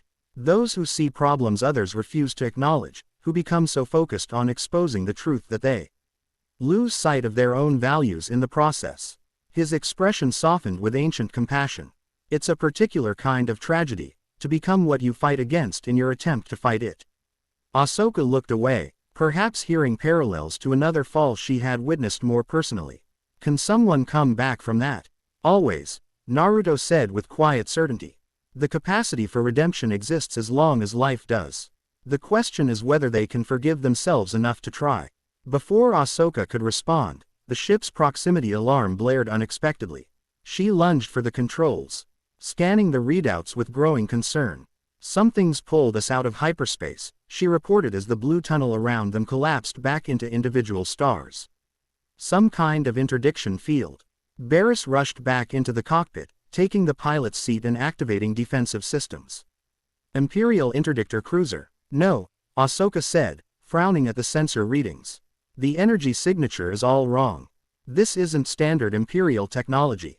Through the viewport, a strange phenomenon became visible, what appeared to be a spatial distortion, like fabric of reality itself folding inward. The ship's systems flickered as they approached the anomaly, gravitational sensors providing contradictory readings. It's a natural phenomenon, Naruto observed, leaning forward with scientific interest. A fold in space-time, similar to what I encountered during dimensional transitions in my own world. Natural or not, it's dragging us in, Barris reported, fighting the controls. Engines at maximum reverse thrust, but were still being pulled forward. Ahsoka activated the communications array. No response on any frequency. If there's a ship or station generating this, they're not talking. The distortion grew larger in the viewport, swirling energies taking on colors that seemed to exist just beyond normal visual spectrum, perceivable but not quite definable. He ship shuddered as structural integrity alarms activated. We can't break free, Barris announced, shutting down the straining engines before they could overload. Whatever this is, we're going in. Naruto placed a hand on each of their shoulders. Don't resist, he advised calmly. The more energy we expend fighting the current, the more disruptive our transition will be. Transition to what? Ahsoka demanded. Another state of existence, Naruto replied, his expression thoughtful rather than concerned. The Force is guiding us, though not in the way we anticipated. The distortion enveloped their ship completely. Reality outside the viewport dissolving into patterns of energy that defied conventional physics. For a moment that seemed to stretch beyond normal time perception, the three occupants experienced a sensation of existing everywhere and nowhere simultaneously. Then, with a lurch that sent them all grabbing for support, the ship emerged into normal space once more. For them hung a planet that matched no known world in their navigational database, a blue-green sphere wreathed in unusual atmospheric formations that spiraled in geometric patterns no natural weather system could produce. Where are we? Barris whispered, staring at the impossible planet. Naruto studied the world with growing recognition, memories stirring from the deepest recesses of his ancient mind. Home, he said softly. Or at least, a reflection of it. The planet's surface resolved into view as they descended through cloud layers that shimmered with chakra-like energies. Low-stretched landscapes that seemed to blend multiple ecosystems with impossible harmony. Forests giving way to deserts, mountains merging with plains, all coexisting within visible proximity of each other. These are fragments, Naruto explained as they flew over the composite terrain. Echoes of my original world, preserved somehow within this pocket dimension. A memory space, Barris suggested, monitoring the ship's systems as they navigated the unusual atmosphere. Similar to what some Jedi Masters can create within the Force. More substantial than memory, Naruto corrected.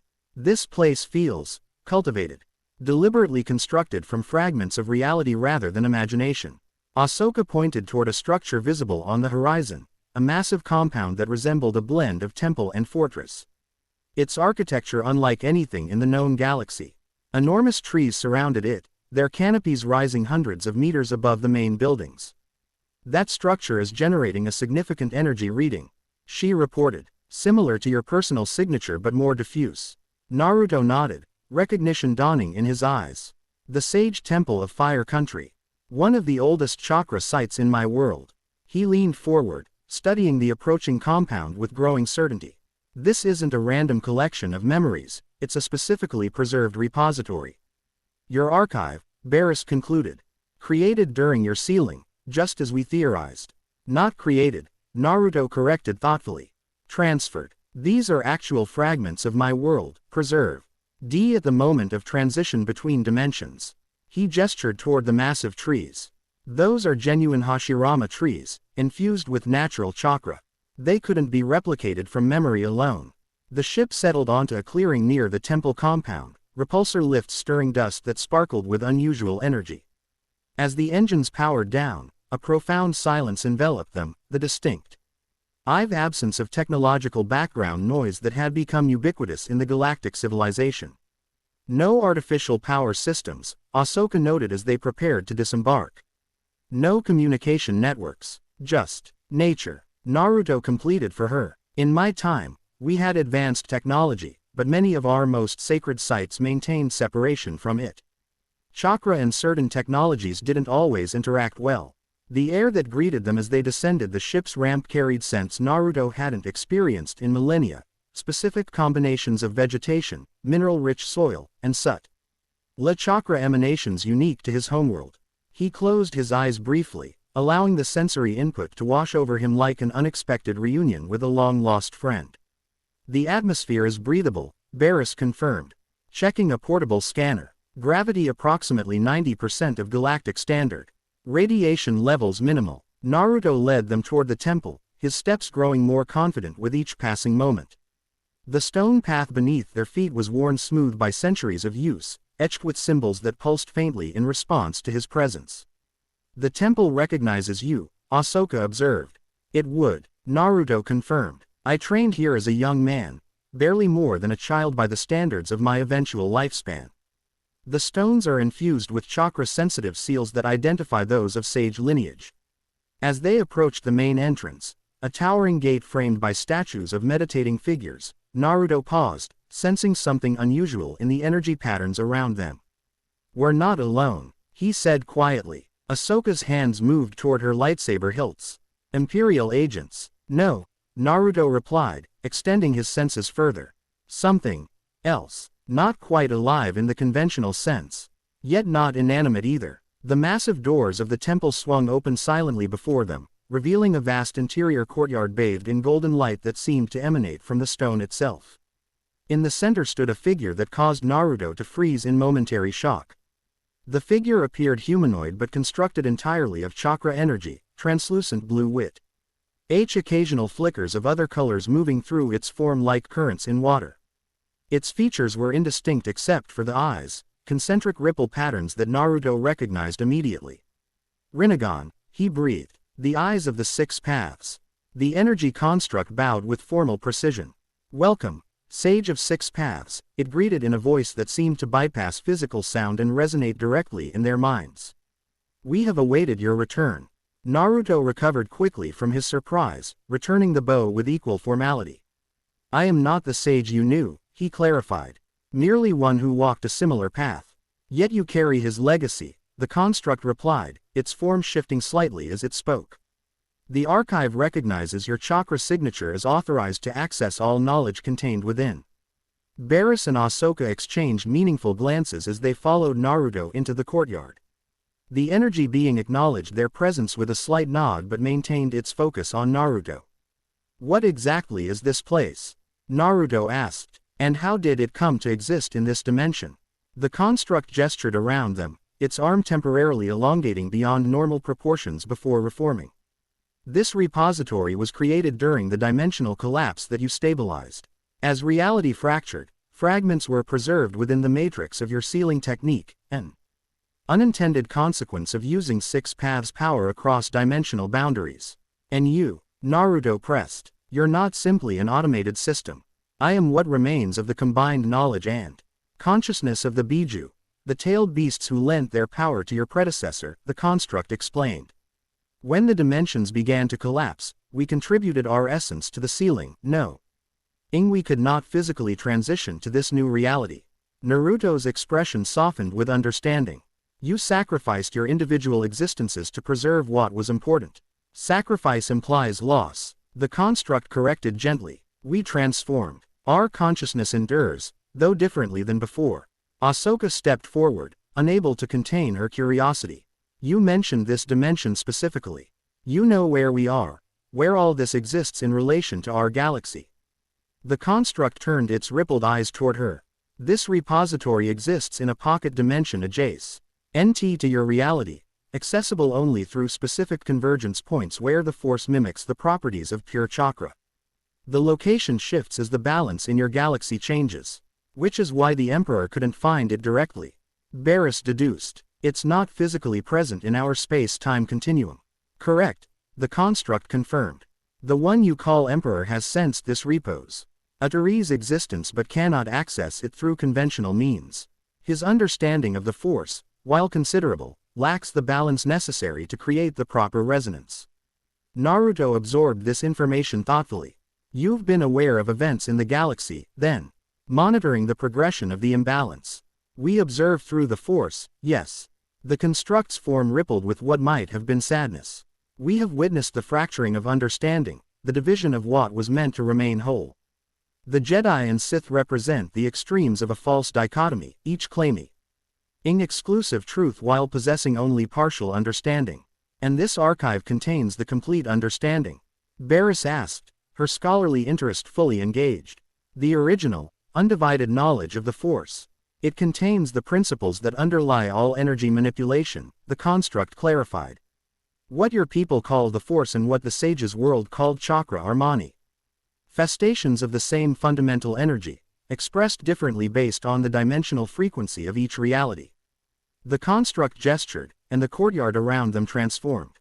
The stone walls melted away, replaced by a vast spherical chamber whose boundaries seemed to extend indefinitely.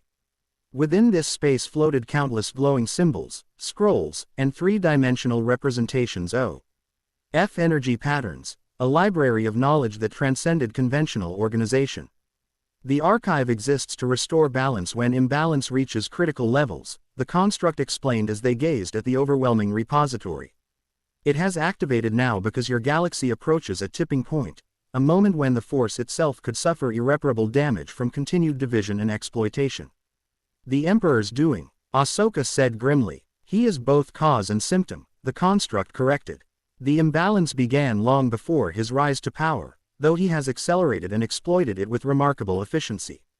Naruto moved toward one of the floating symbols, a spiral pattern that seemed to pulse in response to his approach.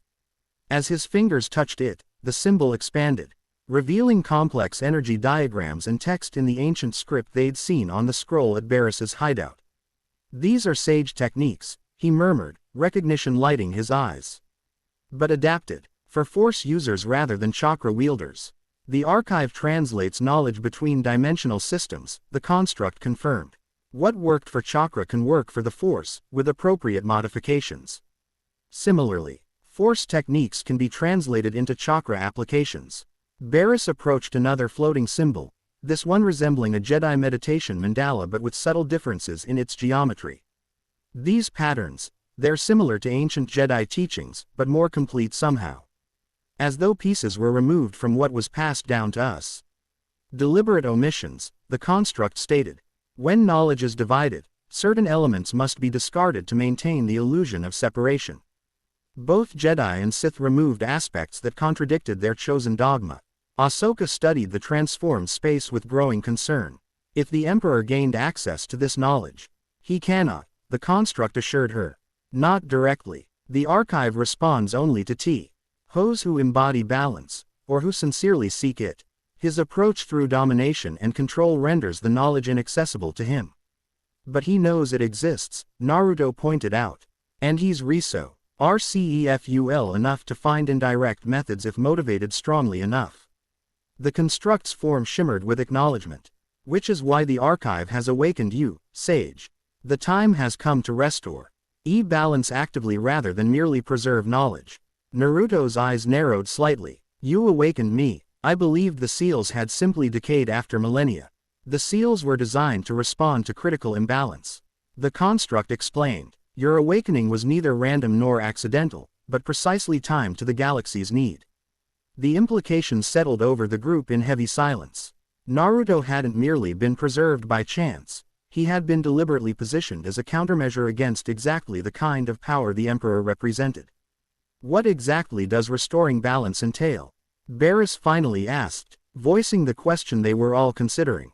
The construct turned its rippled gaze to her. That depends on the nature of the imbalance and those working to correct it. Balance is not imposed but cultivated, a harmony achieved through understanding rather than force. Cryptic answers for critical questions, Ahsoka observed with mild frustration. Because there is no single correct approach, Naruto said, understanding dawning in his expression. The archive doesn't offer solutions, it offers principles that we must apply according to the specific circumstances we face. Correct. The construct confirmed. The path to balance differs in each era, for each individual. What remains constant are the fundamental truths upon which all energy work is based. Naruto moved to the center of the floating knowledge repository, his posture straightening as he made a decision. Then we begin with those fundamentals. Show us the original principles, the foundation upon which both force and chakra understanding were built. The construct raised its arms, and the countless symbols around them began to orbit in complex patterns, converging toward a central point above their heads. As the symbols merged, they formed a three-dimensional representation of interconnected energy flows, a model so complex yet so elegantly simple that it seemed to reveal the underlying structure of reality itself. This is the pattern of harmonious flow, the construct explained as the model rotated slowly. The template upon which all energy work is based, regardless of dimensional expression. Naruto studied it with growing recognition. The Sage of Six Paths discovered this pattern but never fully documented it. He believed some knowledge should be transmitted directly, from teacher to student, rather than recorded where it might be misused. A wise precaution, but one that ultimately contributed to knowledge fragmentation, the construct noted. When direct transmission failed, pieces were lost or distorted. Barris approached the pattern with scholarly reverence, her eyes tracking the complex interactions. This contradicts fundamental assumptions in both Jedi and Sith philosophy. She observed, according to this model, light and dark aspects aren't opposing forces but complementary frequencies of the same fundamental energy. Yes, the construct confirmed. Opposition is an illusion born of limited perception. In truth, what you call light and dark are merely different expressions of the same underlying reality, like two hands of the same body. Different yet part of a unified whole. Ahsoka studied the pattern with growing understanding. This explains why neither the Jedi nor the Sith ever achieved true balance, despite both claiming it as their goal. They were working with incomplete models. And the Emperor? Naruto asked. What does he understand of this pattern?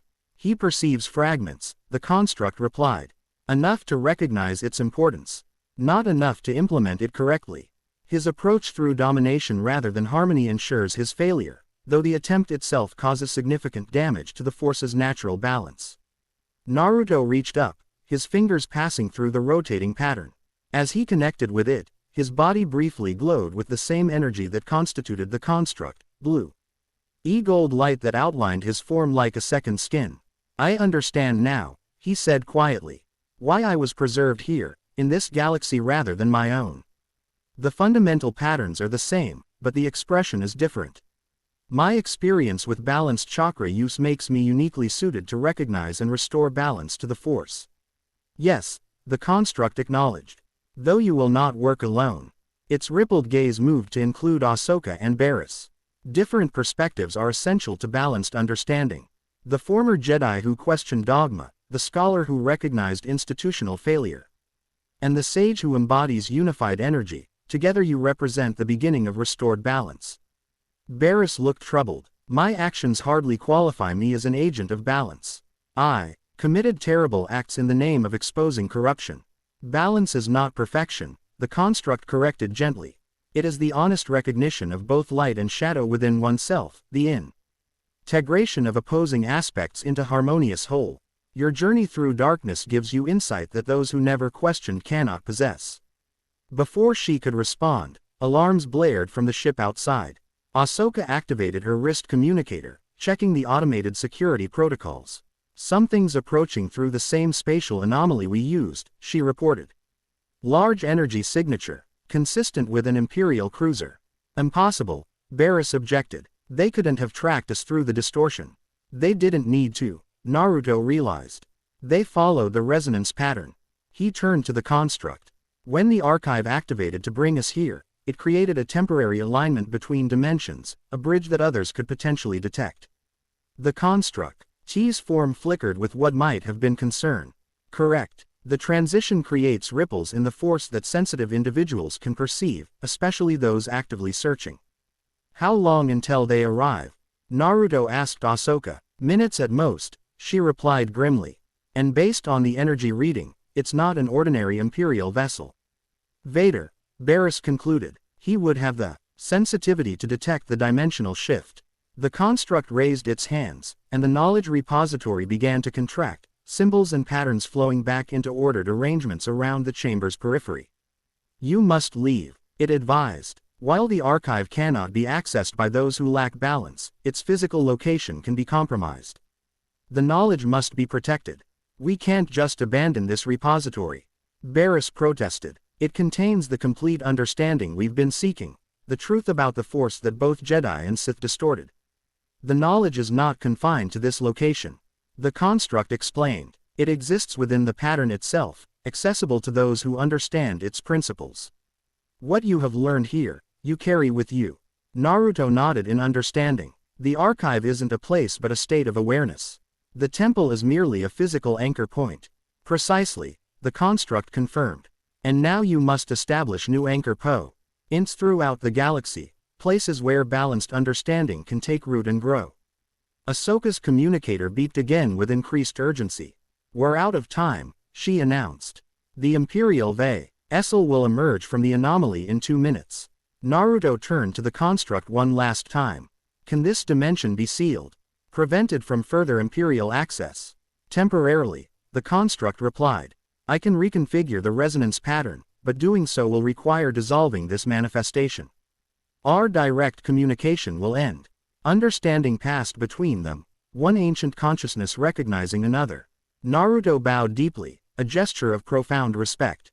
Thank you for preserving what was important, he said softly. Your sacrifice is acknowledged and honored. The construct's form began to dissolve, its energy dispersing throughout the chamber. Remember the pattern of harmonious flow, its voice echoed as it faded. Balance is not found in denial or indulgence, but in the middle path between extremes. Neither Jedi nor Sith, but something older and truer than both. As the last of the construct's energy dissipated, the temple around them began to vibrate subtly. Stone walls reappeared, replacing the infinite knowledge repository with the more limited physical structure. The symbols and patterns remained visible but now appeared as intricate carvings and paintings covering every surface. It's transferring the knowledge into physical form, Barris realized, watching the transformation with academic fascination. Creating a conventional record before sealing the dimensional access. We need to go, Ahsoka urged, already moving toward the exit. Whatever's happening, we don't want to be here when Vader arrives. Naruto placed his hand on one of the newly formed wall carvings. Feeling the residual energy pulsing through the stone. It's not just recording knowledge, he said quietly. It's establishing a connection. These patterns will resonate with similar locations throughout the galaxy, places where the Force naturally achieves temporary balance. Creating a network, Barris understood immediately. Anchor points, as the construct called them. A violent tremor shook the temple, dust falling from ancient beams as the dimensional boundaries began to shift. Outside, the sky had taken on an unnatural purple hue, energy discharges creating patterns similar to lightning but moving in geometric rather than chaotic formations. The sealing has begun, Naruto announced, finally turning toward the exit. This pocket dimension is collapsing back into isolated fragments. We need to reach the ship before our access point closes. They raced through corridors that were already beginning to warp and distort the temple's physical structure. You were becoming increasingly unstable as the dimensional shift progressed. By the time they reached the courtyard, the massive trees surrounding the compound had begun to fade like images in a dissolving hologram. Their ship remained solid, however, an anchor to their home reality amid the collapsing pocket dimension. As they sprinted across the clearing, a massive energy distortion appeared in the sky above them, the Imperial vessel forcing its way through the weakening dimensional boundary. They're coming through, Ahsoka called as they reached the ship's ramp. We'll never outrun them in conventional space. Naruto paused at the base of the ramp, turning to face the dimensional tear forming above them. Through it, he glimpsed the distinctive profile of an Imperial Star Destroyer, and something else. A concentration of dark energy so intense it appeared as a void against the already dark backdrop of space. Vader. Even at this distance, Naruto could sense the conflicted, corrupted power of Ahsoka's former master. Complex emotions emanated from the dark figure visible on the Star Destroyer's bridge: determination, rage, curiosity, and beneath it all, a profound pain that never ceased. Get the ship ready, Naruto instructed calmly. I'll ensure we have a clear departure. Before either woman could protest, he stepped away from the ramp and assumed a meditative stance, hands forming a complex seal. Golden energy began to emanate from his body, forming a visible aura that rippled with concentrated power. 6 paths Sage Mode, he announced quietly. The transformation was immediate and dramatic. His skin took on a golden glow, distinct patterns forming across his body as his eyes shifted to a cross-shaped pupil surrounded by golden irises. The very air around him seemed to bend slightly, reality distorting in response to the concentrated power he now channeled. Above them, the Star Destroyer continued its forced entry into the pocket dimension, its massive bulk distorting the already unstable environment. On its bridge, the dark figure Naruto had sensed moved suddenly, as though reacting to the surge of power below. Naruto raised one hand toward the dimensional tear, his expression serene despite the enormous energies he now controlled. "Not today," he said simply. A beam of concentrated golden energy erupted from his palm, striking the tear at precisely He point where the Star Destroyer was emerging. The effect was immediate. The dimensional boundary snapped shut like an elastic band released from tension, severing the portion of the Imperial vessel that had already crossed over. The separated bow section of the Star Destroyer hung momentarily in the unstable atmosphere before beginning to dissolve, its matter reintegrating with the collapsing dimension rather than remaining as solid matter. The dark presence Naruto had sensed flickered and vanished, not destroyed, but forcibly ejected back to its origin point. With the immediate threat addressed, Naruto turned and sprinted up the ship's ramp, the golden energy still surrounding his form. Inside, Ahsoka and Barris had already engaged launch sequences, engines warming as system diagnostics flashed across multiple screens. "What did you do?" Ahsoka demanded as he entered the cockpit. "Created a dimensional rebound," Naruto explained, taking the third seat. Vader's approach was too forceful. He tried to tear through rather than harmonize with the transition point. "I simply reinforced the natural boundary resistance." Barris engaged the repulsor lifts, the ship rising shakily as he ground beneath it began to dissolve into component energy. "The entire pocket dimension is collapsing. How do we get out when the entry point has closed?" "We don't use the same point," Naruto said, still glowing with sage energy. The construct created multiple exit vectors when it reconfigured the resonance pattern. He pointed toward a particular configuration of energy discharges visible through the viewport. "There, that pattern represents a harmonic transition point calibrated to our ship's energy signature." Ahsoka adjusted their course accordingly, guiding the vessel toward the indicated distortion. Unlike the chaotic collapse occurring around them, this particular pattern maintained stable geometry, a spiral of energy that rotated with mathematical precision. "It's beautiful," Barris whispered as they approached the swirling portal. "Perfect sacred geometry. The language of balanced energy," Naruto confirmed, his sage-enhanced perception recognizing the pattern's significance. "Neither creation nor destruction, but transformation." The ship entered the spiral, reality outside the viewport once again dissolving into patterns too complex for conventional perception. For a timeless moment, they existed in the space between dimensions, neither fully in the pocket reality nor in their home galaxy. Then, with a sensation like passing through a membrane, they emerged back into normal space. Stars surrounded them once more, the familiar constellations of the known galaxy replacing the impossible geometries of the pocket dimension. Ahsoka checked their position on the navigation system. "We're in the outer rim," she reported with surprise. "Nearly 1,000 light-years from where we entered the anomaly. The exit point corresponded to a natural force vergence in this region." Naruto explained as the golden energy gradually faded from his form. "The construct sent us somewhere significant." Barris studied the star charts with growing recognition. "This sector contains the Corvus system," she noted, "home to the ruins of Mustafar's ancient Sith temple." "Not a coincidence," Naruto said, his expression thoughtful as the last of the sage energy dissipated. The construct mentioned establishing anchor points for balanced force understanding. Locations of extreme imbalance would be natural starting positions. "Mustafar is Vader's personal domain," Ahsoka warned. "He built his fortress there specifically because of the planet's strong dark side connection.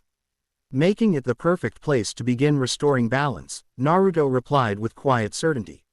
"Not through confrontation, but by establishing a countering resonance." He closed his eyes briefly, sensing the currents of the force flowing around them. The pattern of harmonious flow remained visible in his mind's eye, a template for understanding the true nature of energy beyond artificial divisions of light and dark. "The archive has given us what we need," he said as he opened his eyes. "Now we must use it." Barris and Ahsoka exchanged meaningful glances, both recognizing the significance of what they had witnessed and learned. The journey to restore balance had begun, not with a battle, but with understanding. As their ship adjusted course toward the Corvus system, Naruto found himself contemplating the dark presence he had briefly connected with during the dimensional confrontation.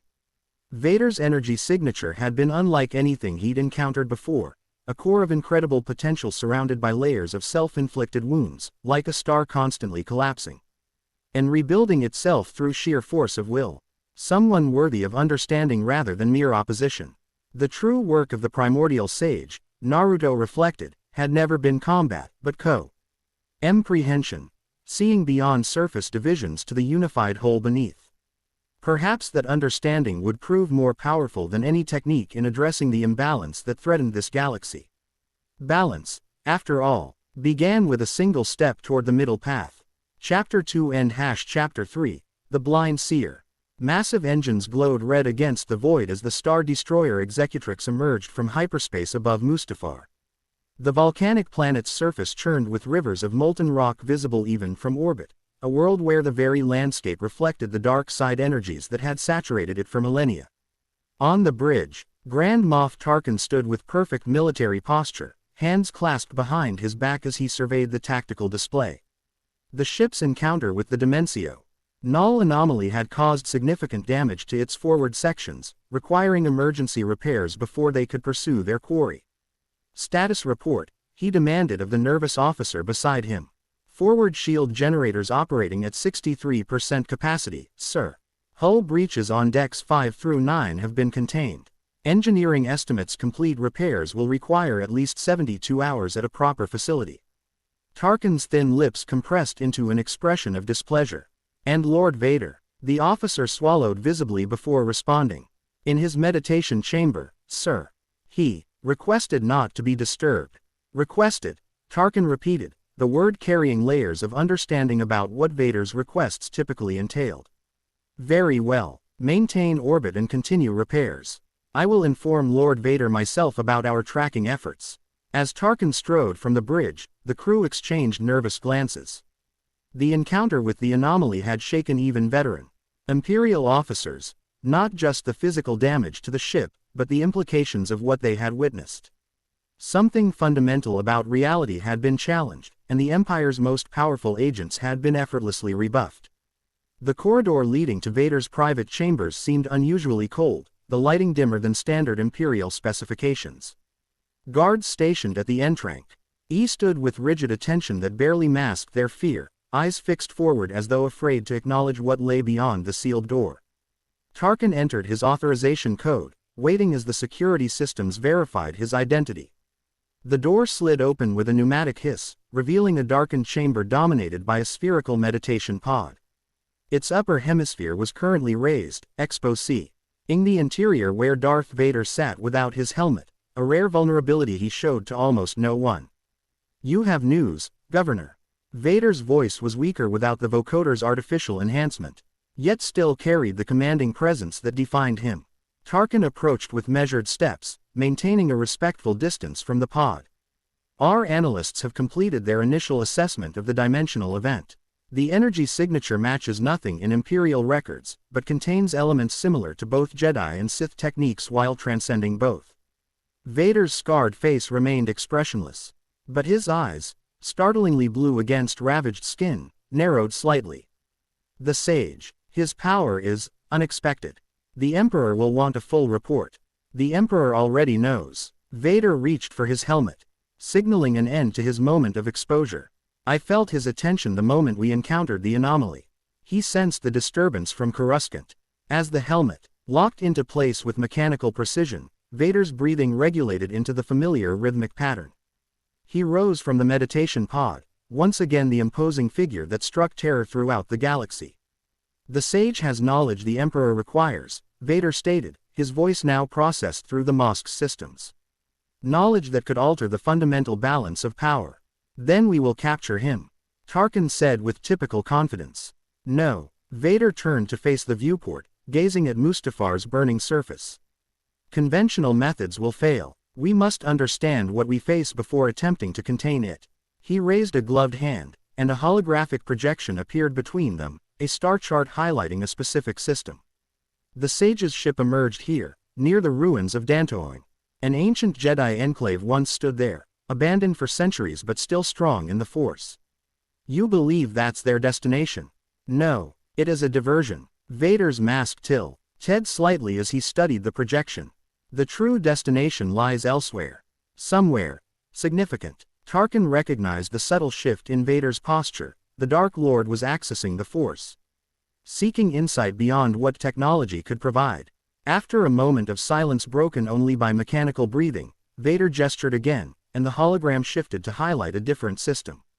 There, he said with sudden certainty. The Temple of Sight on Alpharides. A nexus of Force energy centered around perception beyond physical limits. The Miraluka homeworld, Tarkin noted with surprise. I believed it was abandoned after the Clone Wars. Officially, yes. In reality, a small enclave of Force sensitives remains, maintaining the ancient temple. Vader's voice carried unusual emphasis. Among them, a survivor of particular interest. The hologram changed again, displaying the profile of a pale woman with a veil covering her eyes. Visas Marr, last known apprentice of Darth Nihilus before his destruction. She possesses unique abilities in Force sight that transcend conventional limitations. You believe the sage seeks this woman specifically. Not consciously, but Force itself draws together elements needed for balance. Vader's mechanical breathing punctuated the silence that followed. The archive showed him something, a pattern requiring specific components to implement. The Miraluka's perception would be essential to that pattern. Tarkin considered this information with the calculating precision that had elevated him to his current position. Shall I dispatch the fleet to Alpharides? No. Vader turned from the viewport, his cape swirling around his armored form. Prepare my personal shuttle. This matter requires subtlety. The sage must know. Be alerted to our understanding of his purpose. As you wish, Lord Vader. Tarkin bowed slightly, recognizing dismissal. As he turned to leave, Vader's voice stopped him at the threshold.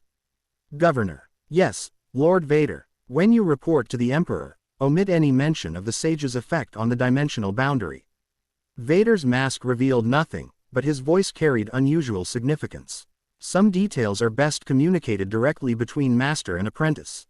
Tarkin's shrewd eyes narrowed slightly, recognizing the political currents beneath the simple instruction.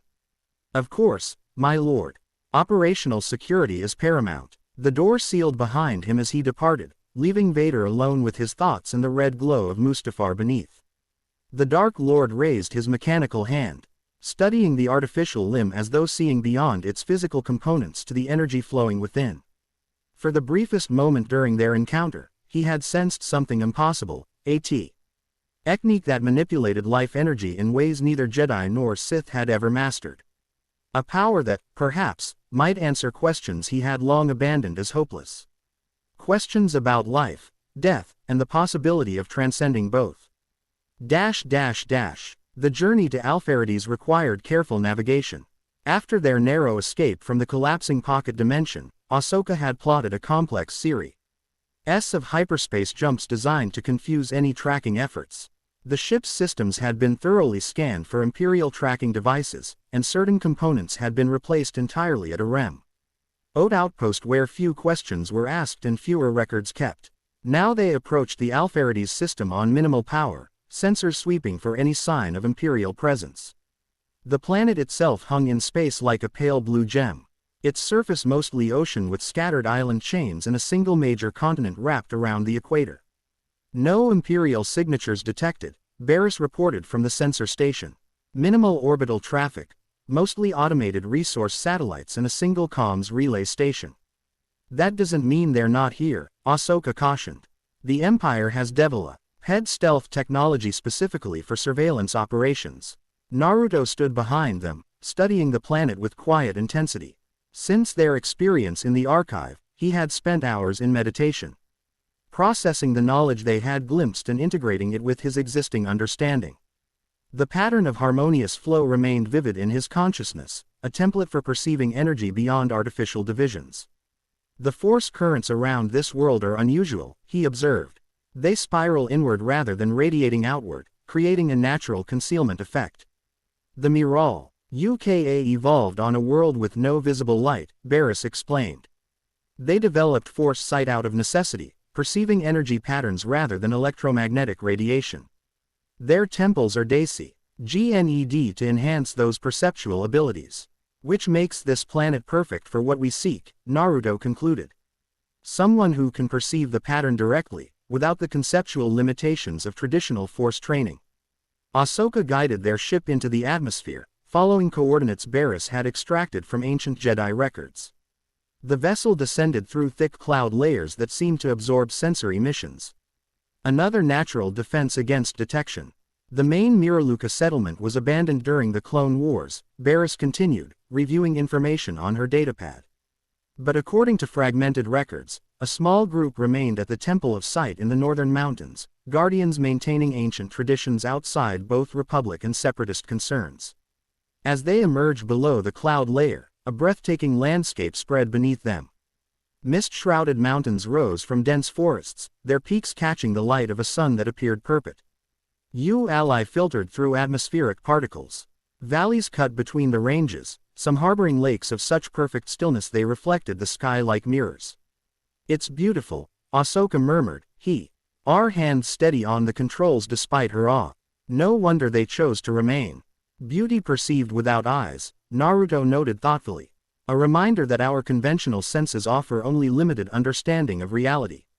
He pointed toward a particular mountain whose summit appeared artificially flattened. "There, the temple complex." Ahsoka adjusted their course, bringing the ship toward the indicated peak.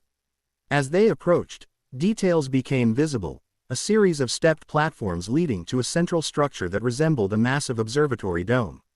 The architecture was unlike standard galactic designs, with flowing curves and asymmetrical elements that somehow created perfect balance when viewed as a whole. "No signs of recent activity," Barriss reported, studying the sensor readings. "But the structure appears maintained. No significant weathering or collapse." "Someone remains," Naruto agreed. "Though they've become adept at minimizing their presence." The ship settled onto a landing platform extending from one of the lower terraces. As the engines powered down, a profound silence enveloped them, the unique stillness of a place long separated from the galaxy's constant motion. "We should approach with respect," Naruto advised as they prepared to disembark. "This is sacred ground to those who maintain it." The air that greeted them as they descended the ramped sea breathed the scent of unfamiliar blossoms and mineral-rich soil. A gentle breeze moved through carefully maintained gardens surrounding the platform, creating patterns in the foliage that Naruto recognized. Zed is deliberate, living representations of force currents designed to be perceived through sensitivity rather than vision. Stone pathways led from the landing area toward the central temple, their surfaces worn smooth by centuries of use. As they walked, Naruto noticed subtle markings carved into periodic stones, guidance symbols designed for those who navigated through force perception rather than sight. "The Miraluka don't technically need these pathways," Barriss explained, noticing his interest. "They can perceive spatial relationships directly through the force. But they maintain traditional forms as a courtesy to visitors, and as a reminder of their connection to physical reality." They had covered perhaps half the distance to the main structure when Ahsoka suddenly tensed, her NTRALS twitching as they detected vibrations beyond human hearing. She raised a hand, signaling them to stop. "We're not alone," she whispered, hands moving subtly toward her lightsaber hilts. Naruto had already sensed it, a concentration of energy among the carefully maintained trees bordering the path. Not hostile, but certainly alert and wary. He made a small gesture to Ahsoka, indicating she should remain calm. "We come seeking wisdom, not conflict," he called, addressing the hidden observer directly. "Travelers guided by the Force to this sanctuary." Silence answered him initially. The NA voice responded from among the trees, female, with a musical quality that suggested non-human vocal structures. "Many claim guidance when convenience better explains their presence," the voice stated. "The Empire has sent others before you, with similar claims and darker purposes." "We are not Imperial," Ahsoka responded firmly. "Quite the opposite. Yet you arrive in a ship of Corellian design. Modified with military-grade systems," the voice countered. "Strange pilgrims indeed." Naruto stepped forward, his posture deliberately open and non-threatening. "I am Naruto Uzumaki, called the Primordial Sage by some.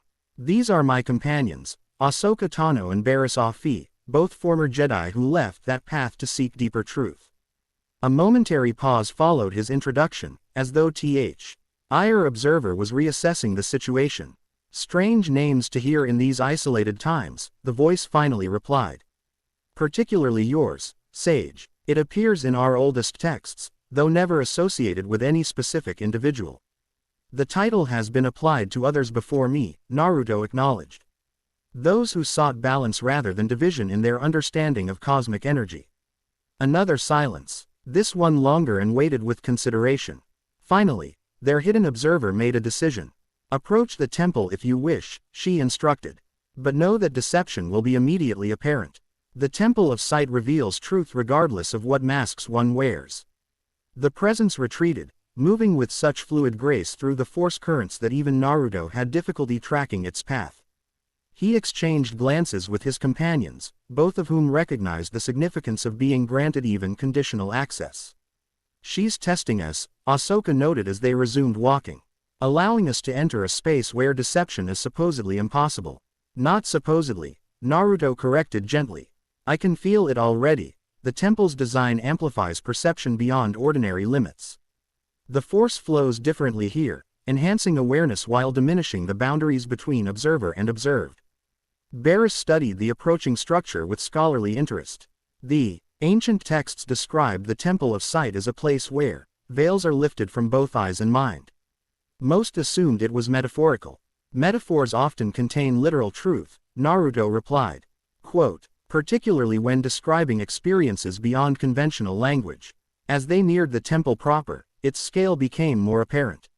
What had appeared from a distance as a simple dome revealed TSELF is a complex arrangement of overlapping curves and spirals, constructed from a pale stone that seemed to absorb and redirect light in unusual ways. No obvious entrance was visible from their approach angle, suggesting the structure was designed to be navigated through force perception rather than visual cues. Ahsoka paused at what appeared to be a solid wall, her head tilting slightly as she extended her force sensitivity. The entrance shifts, she said with surprise.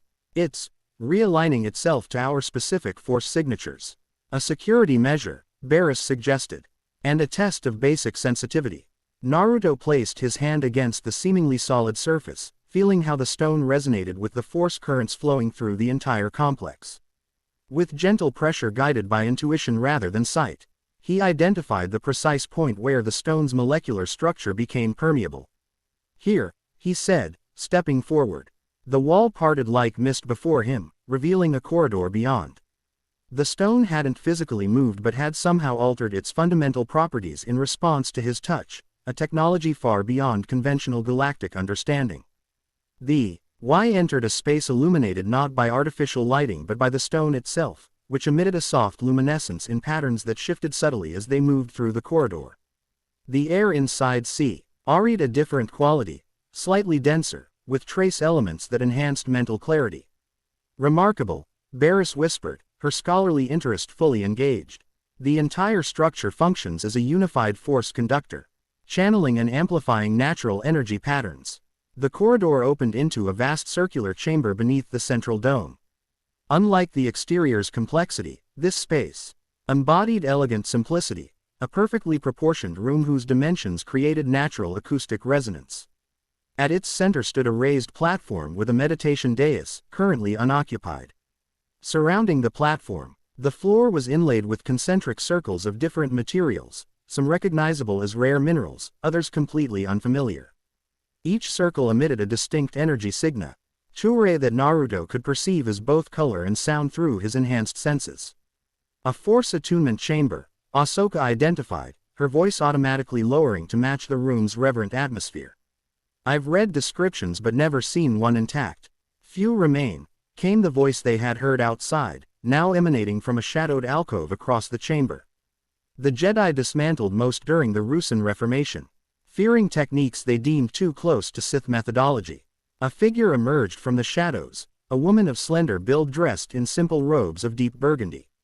Her SPECIES was clearly not human despite humanoid proportions. Her skin held a pale, almost translucent quality, with subtle ridges marking her forehead and cheeks. Most distinctive was the absence of eyes, where humans would have eye sockets. Her face was simply smooth skin covered by an intricately woven veil. I am Visa's Marr, she introduced herself, moving with perfect confidence despite her blindness. Last guardian of the Temple of Sight. Last of my lineage, and perhaps the last true Miraluka. She approached with measured steps that followed the chamber's circular patterns precisely. As she drew closer, Naruto perceived the unusual nature of her force signature, not simply strong, but qualitatively different from others he had encountered. Her energy flowed outward in constant waves, perceiving and interpreting her surroundings with extraordinary detail. You see without eyes, he observed. But it's more than simple force perception. You exist partly within the force itself, perceiving reality from both within and without simultaneously.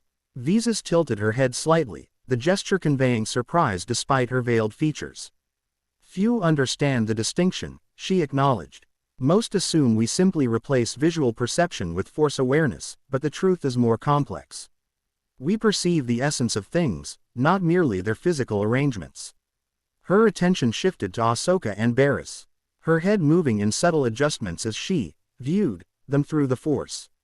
Former Jedi, indeed. Your signatures carry the distinctive patterns of their training, yet LSO the fracture lines where you broke from their limitations. Interesting. Then she turned fully toward Naruto, and her posture changed immediately, straightening as though in the presence of something unexpected and significant. You, she said softly, a note of wonder entering her voice. Your presence in the Force, it's not possible. She took a step closer, her hands raising slightly as though reaching toward a source of warmth. You exist in perfect harmony, light and dark aspects in complete balance, neither dominating nor diminished. The currents flow through you without distortion. Her voice dropped to barely above a whisper. The primordial pattern, embodied in living form. Naruto inclined his head in acknowledgement. You perceive with extraordinary clarity, Visas Marr. I perceive truth, she replied simply. And you are perhaps the first truth I've encountered in a very long time. She gestured toward the meditation platform. Please, join me. Your arrival fulfills prophecies so ancient I had dismissed them as allegorical rather than literal. As they moved toward the platform, Barriss studied their surroundings with scholarly attention. This chamber predates standard Jedi architecture by millennia, she noted. The concentric arrangement resembles descriptions of the original Force temples on AHCH2. Because they share common origins, Visas confirmed. Ascending the steps to the meditation dais. Before the Jedi Order, before the division between light and dark approaches, the original Force sensitives built temples based on direct perception of energy patterns rather than philosophical interpretations. She settled onto the dais with graceful precision, indicating that they should join her within the innermost circle. As they did so, Naruto noticed how the platform's material responded to their presence. Subtle vibrations adjusting to their specific force signatures, creating harmony rather than interference. You've maintained this temple alone? Ahsoka asked as they sat in a loose circle. For 11 years now, Visas confirmed. Since the Empire's rise and the subsequent purges. The other Guardians either fled or were eliminated. When they refused to serve Imperial interests. Yet you remained, Naruto observed. I remained. Her veiled face turned toward him. Because I had seen something similar before, the near-extinct on of Force tradition by those who feared what they couldn't control. During the Jedi Civil War, my people faced a similar threat from the Sith Lord Nihilus. I alone survived his consumption of my world. The name clearly meant something to Barriss, whose expression registered shock. Darth Nihilus is considered largely mythological by modern scholars, a cautionary tale rather than historical figure. History becomes myth when its lessons grow inconvenient, Visas replied with gentle bitterness. Nihilus demonstrated what happens when one aspect of the Force is pursued to its extreme. He became a wound. A hunger that could never be satisfied. The Jedi preferred to forget that such aberrations were possible within their understanding of the Force. She turned toward Naruto again. But you know the truth, don't you? You've seen how artificial division creates monsters at both extremes. I have witnessed similar patterns, Naruto acknowledged. In my world, those who pursued power imbalanced methods inevitably destroyed themselves and others. True strength comes from harmony rather than dominance. Visas nodded, her hands resting lightly on her knees in a traditional meditation posture. Why have you come to this temple, sage? What knowledge do you seek that brought you across such vast distance? Understanding, Naruto replied honestly. I've awakened in this galaxy after a long absence. finding the force fractured and imbalanced.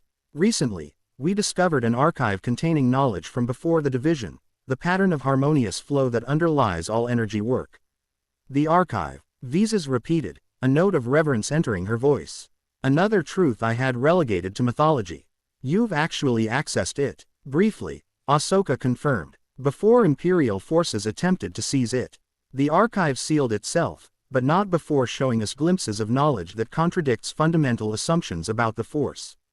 And now you seek to implement this knowledge, Visas concluded. To restore balance to a galaxy where imbalance has become the foundation of power. She was silent for a moment, her head slightly tilted as though listening to currents beyond normal perception. The timing is significant, she finally said. The Empire has been systematically destroying or corrupting force nexuses throughout the galaxy, places where natural balance persists despite artificial divisions. Their efforts have accelerated recently, as though racing against some cosmic deadline. The Emperor senses the pattern reasserting itself, Naruto suggested. He recognizes the threat to his carefully constructed order. Yes, Visas. Hands tightened slightly on her knees. But there's more. The temple's deep archives contain records of cyclical turns in the Force, periods of balance followed by division, followed by eventual restoration. According to these records, we are approaching the end of a major cycle that began over 25,000 years ago. When the first division occurred, Barris deduced. When Force users first separated into light and dark traditions. Precisely. Visas rose in a fluid motion, indicating they should follow. Come. There is something you should see, something few beyond the temple guardians have ever witnessed. She led them from the meditation platform toward a previously unnoticed archway at the chamber's edge. As they approached, what had appeared to be solid wall shimmered and became transparent, revealing a stairway descending into darkness. The temple's heart, Visas explained as they began their descent. Where the original foundation stones were laid by those who first perceived the pattern you rediscovered through the archive. The stairway spiraled downward, the illuminate ion from the main chamber gradually fading until the only light came from the stone itself, a soft blue-green phosphorescence that followed their movements like ripples in water. The air grew noticeably denser as they descended, carrying trace elements that enhanced force sensitivity. Prepare yourselves, Visas advised. What you are about to experience may be overwhelming for those unaccustomed to direct pattern perception. The spiral staircase ended at a simple archway carved from a single piece of translucent crystal. Beyond lay a perfect hemisphere carved from the living rock of the mountain itself. Unlike the refined architecture above, this chamber felt primal, as though shaped by thought rather than physical tools. At its center stood a structure that defied conventional description, a crystalline formation that seemed simultaneously solid and fluid, its surfaces constantly shifting while maintaining its essential form. Colors moved within it that existed beyond standard visual spectrum, perceivable only through force sensitivity. The Oculus, Visas named it, her voice hushed with reverence. The first force artifact, created before any lightsaber, any holocron, any temple. Some believe it formed naturally at the moment sentient beings first became aware of the Force itself. Naruto approached the formation with measured steps, his senses expanding to perceive its true nature. What appeared initially as a simple crystal revealed itself as infinitely complex, a physical manifestation of the pattern of harmonious flow they had glimpsed in the archive. It's alive, he said softly. Not biologically, but consciously. It perceives and responds. Yes. Visas moved to stand beside him. It exists simultaneously in physical space and within the Force itself, a nexus point where the barriers between dimensions grow thin. Through it, one can perceive truth beyond the limitations of individual perspective. Ahsoka and Barris joined them, both visibly affected by the Oculus's presence. Ahsoka's eyes had widened, her force sensitivity clearly detecting aspects beyond normal perception, while Barris studied it with the intense focus of someone witnessing the answer to lifelong questions. The Jedi never mentioned anything like this in their teachings, Ahsoka said, her voice barely above a whisper. Because they chose to forget, Visas replied. The Oculus doesn't conform to their categorical understanding. It embodies the unity they denied in favor of division, the truth that light and dark are perspectives rather than absolutes. She gestured toward the crystalline formation. Touch it, sage. It has waited for one who embodies its nature. Naruto approached with appropriate reverence, extending his hand slowly toward the shifting surface. As his fingers made contact, the crystal's illumination intensified dramatically, colors cascading through its structure in accelerating patterns. Energy flowed between them, not simply transferring from one to the other, but creating a circuit of mutual amplification. Images flooded his consciousness, not memories in the conventional sense, but direct experiences unbound by time or physical perspective. He witnessed the first awakening of force sensitivity in ancient beings whose species had long since vanished from the galaxy. He saw the original temples being constructed according to patterns perceived directly from the force itself. He experienced the gradual division of understanding into separate traditions, each emphasizing different aspects while increasingly rejecting others. And beneath it all, he perceived the pattern, the fundamental template upon which all energy work was based, whether called the force, chakra, or countless other names across dimensions and realities. The connection intensified further, the oculus responding to his balanced nature by revealing deeper layers of understanding. Naruto saw how the pattern extended beyond this single galaxy, connecting to other realms including his original dimension. He understood suddenly that his presence here was not accidental but part of a cosmic rebalancing, that the force itself had drawn elements necessary for healing across dimensional boundaries. Then, unexpectedly, the vision shifted to more personal significance. He saw fragments of his own past, pivotal moments that had shaped his development as a sage. The day he first connected with Kurama, the 9 tails that had initially been his burden and eventually his partner. The moment he achieved sage mode for the first time, balancing natural energy with his own chakra. The final battle that had led to his dimensional transition and subsequent suspended animation. These memories carried unusual clarity and significance, as though the oculus was he. Helping him integrate his past with his current purpose, showing how each experience had prepared him for this role as an agent of balance in an unfamiliar galaxy. With gentle deliberation, Naruto withdrew his hand from the crystal. The cascading colors gradually stabilized, though the formation continued to glow more brightly than before their contact. "You've awakened something within it," Visas observed. Her veiled face turned toward the oculus with clear perception despite her physical blindness. "It recognizes you as a manifestation of its fundamental pattern." Naruto nodded, processing the profound experience. "It showed me connections, how the division here mirrors similar patterns across dimensions. How balance, once lost, can be restored through understanding rather than force." He turned to his companions, noting how both appeared affected by the energy radiating from the activated crystal. "It also showed me why we were drawn here specifically. The oculus is more than a rode or tool, it's a nexus point where the pattern can be directly implemented." "Implemented how?" Ahsoka asked, her voice steadier than her expression. Before Naruto could respond, Visas tensed suddenly, her head turning toward the stairs they had descended. "We have company," she announced, her tone shifting from reverent to cautious. "Imperial scouts have entered the temple complex." Ahsoka's hand moved immediately to her lightsaber hilt. "How many?" "A small team, 5 individuals with moderate force sensitivity. Advanced scouts rather than primary forces." Visas moved with surprising speed toward a section of wall that appeared identical to the surrounding stone. At her touch, it reconfigured, revealing a hidden passage. "This way, we can observe without being detected."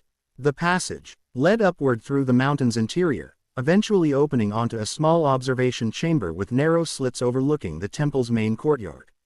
Through these apertures, they could see 5 figures in the distinctive armor of Imperial Shadow Guards, elite force-sensitive operatives who served as the Emperor's personal agents.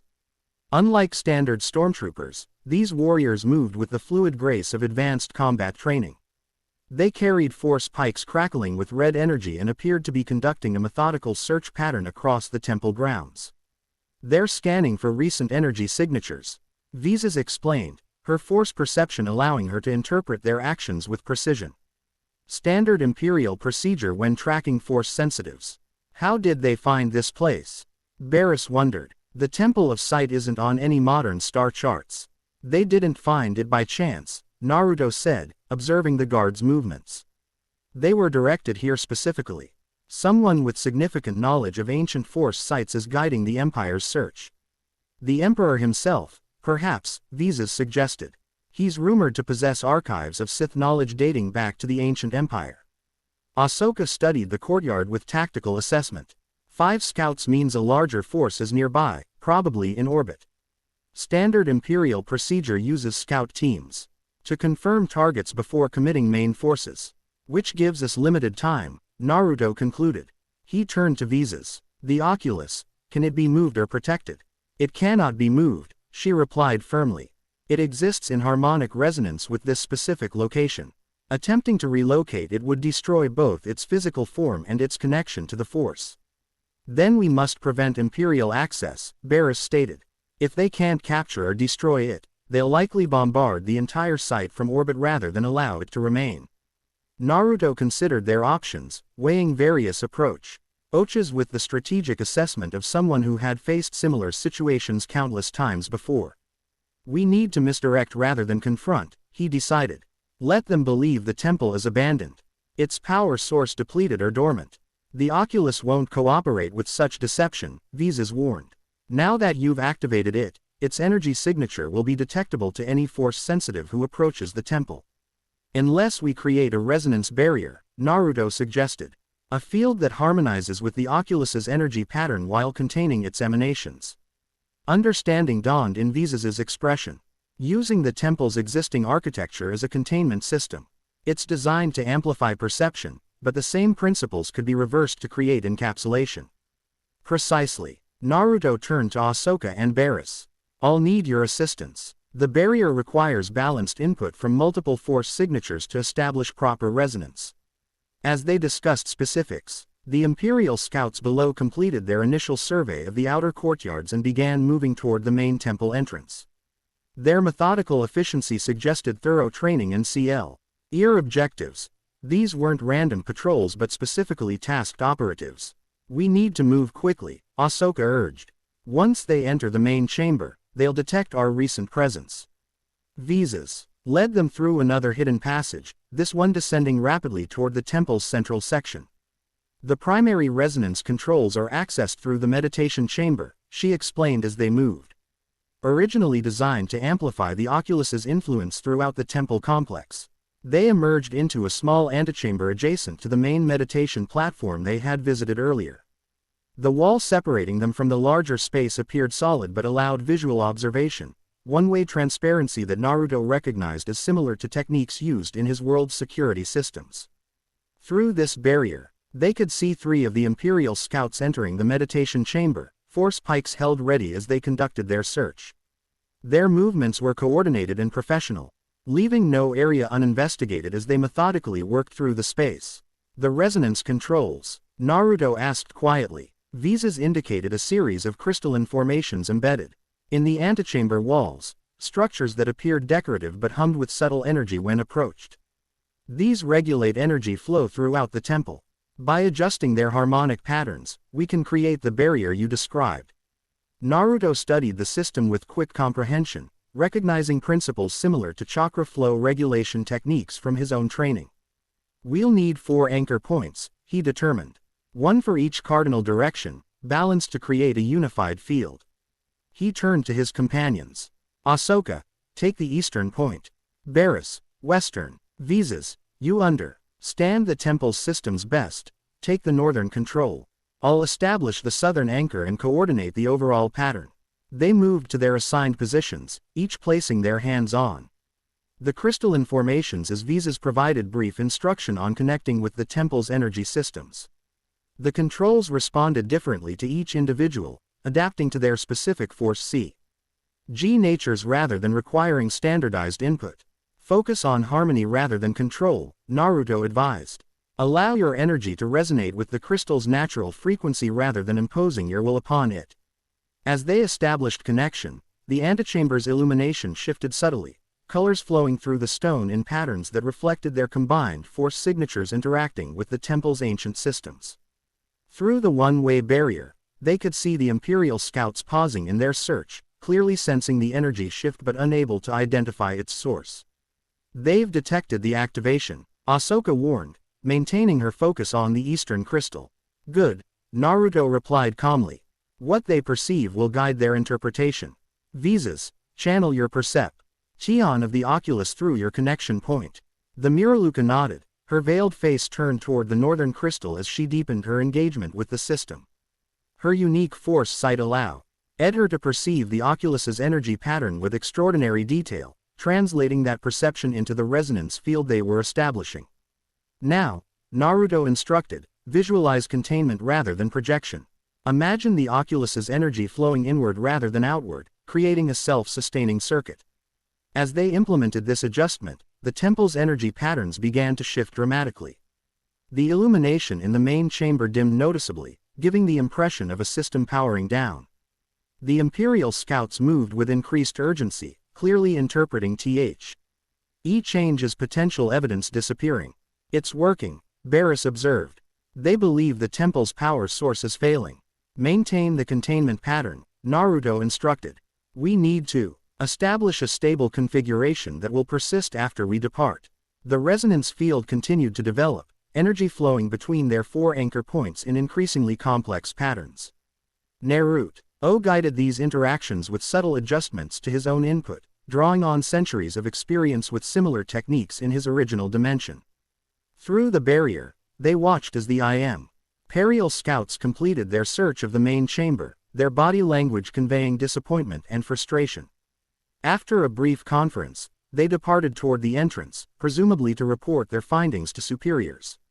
They're leaving, Ahsoka reported, relief evident in her voice. Temporarily, Visas cautioned. They'll report that the temple appears dormant but recently accessed. Their superiors will likely order more thorough investigation. By which time we'll be elsewhere, Naruto concluded. And the oculus will be protected within its containment field. He made a final adjustment to his connection point, then stepped back as the resonance pattern stabilized into self-sustaining configuration. The barrier is established. It should maintain integrity for several weeks without additional input. Visas removed her hands from the northern crystal, her head tilted slightly as she assessed the result through her force perception. Remarkable, she said softly. They created a perfect harmonic encapsulation, something our guardian traditions attempted for generations without success. Not created, Naruto corrected gently. Simply remembered. The technique exists within the pattern itself, I merely recognized its application. The crystalline controls continued to pulse with subtle energy, now functioning independently of their direct input. The resonance field had established itself throughout the temple complex, creating the impression of dormancy while actually protecting the oculus's true nature from detection. We should return to the ship, Ahsoka suggested. Still monitoring the Imperial scouts through the chamber barrier. They'll report to their command vessel soon, which means we have limited time before reinforcements arrive. There's something else we must do first, Visas said, her tone carrying new resolve. Something the oculus revealed during our connection. She turned toward Naruto. It showed me my role in what's to come, why I remained when others fled or fell. You perceived your place in the pattern, Naruto understood immediately. Yes, Visas straightened, her posture reflecting decision rather than uncertainty. I must accompany you. The restoration requires specific perspectives, ways of seeing that transcend conventional limits. My perception is needed for what comes next. Barris and Ahsoka exchanged concerned glances. The Empire knows this location now, Barris pointed out. If you leave, who will protect the temple? The temple has protected itself for millennia before any guardian arrived, Visas replied. And now, with the resonance barrier in place, it will continue to do so. My obligation is to the pattern itself, not merely this single manifestation of it. Naruto studied her with thoughtful assessment, recognizing the certainty in her decision. The oculus showed me connections as well, he acknowledged, including the importance of perception beyond physical limitations. Your ability to see the pattern directly would indeed be valuable to our purpose. Visas inclined her head. Then it settled. She moved toward a recessed alcove and retrieved a simple travel pack, evidently prepared in advance. I require few possessions. My perception is my primary tool.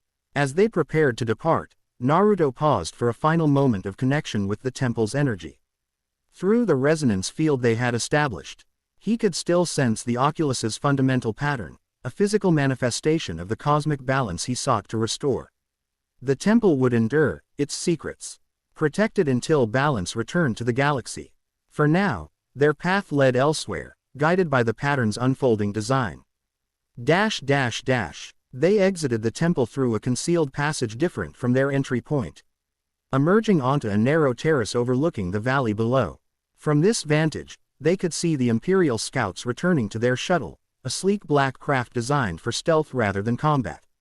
"They'll report the temple as inactive but recently accessed," Visas predicted as they observed the departing Imperials. "Standard procedure would call for a more thorough archaeological team to investigate. Which gives us time to implement the next phase," Naruto noted. "If the Empire focuses resources here, they won't be looking elsewhere." They descended toward their own ship using a winding path that hugged the mountainside, providing natural cover from orbital observation. Visas moved with perfect confidence despite the treacherous terrain, her force sight allowing her to perceive stable footing more accurately than conventional vision would permit. "You mentioned a next phase," Ahsoka said as they walked. "The Archive and Oculus have shown you something specific." "Not a complete strategy," Naruto clarified, "but fundamental principles that can be applied to our current situation. The pattern of harmonious flow operates through balance points, nexuses we opposing energies naturally achieve equilibrium. Like the temple we just left," Barris suggested. "Exactly. But there are others, places where the force exists in its original, undivided state.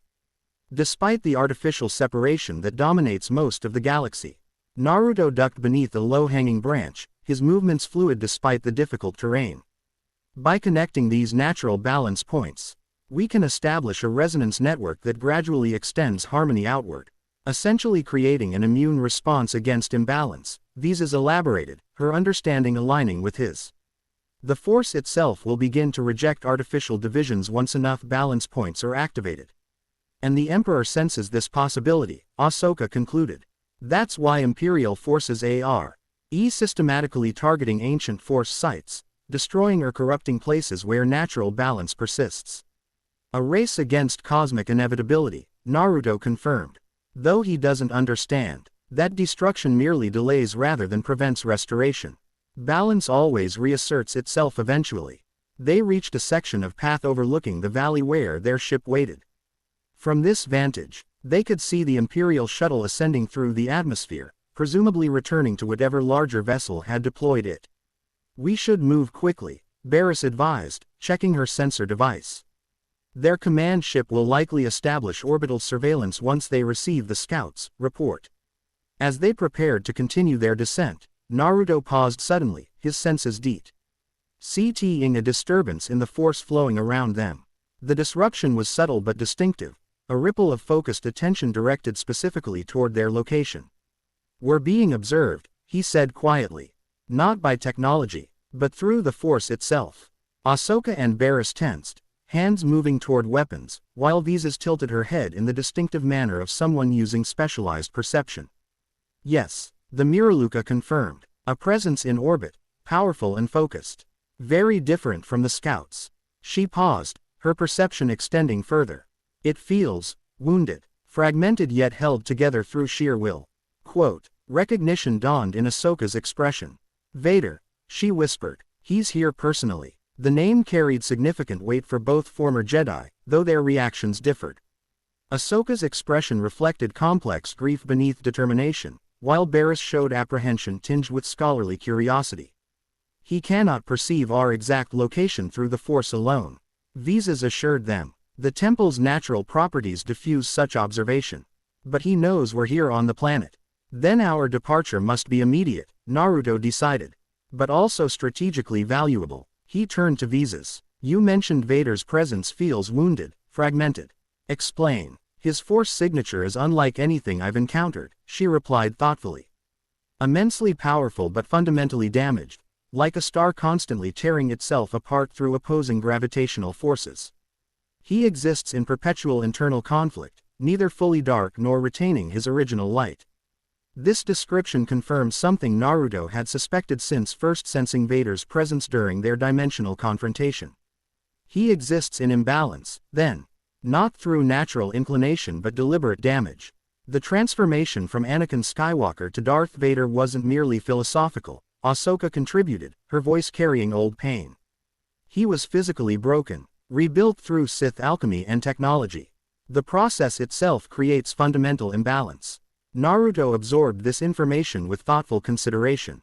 Then he reprised NTS the imbalance in physical form, the embodiment of artificial division rather than merely its agent. Which makes him both greatest threat and potential opportunity, Barriss concluded with analytical precision. If balance could be restored to Vader himself. One step at a time, Naruto cautioned. For now, we focus on establishing the foundation for broader restoration.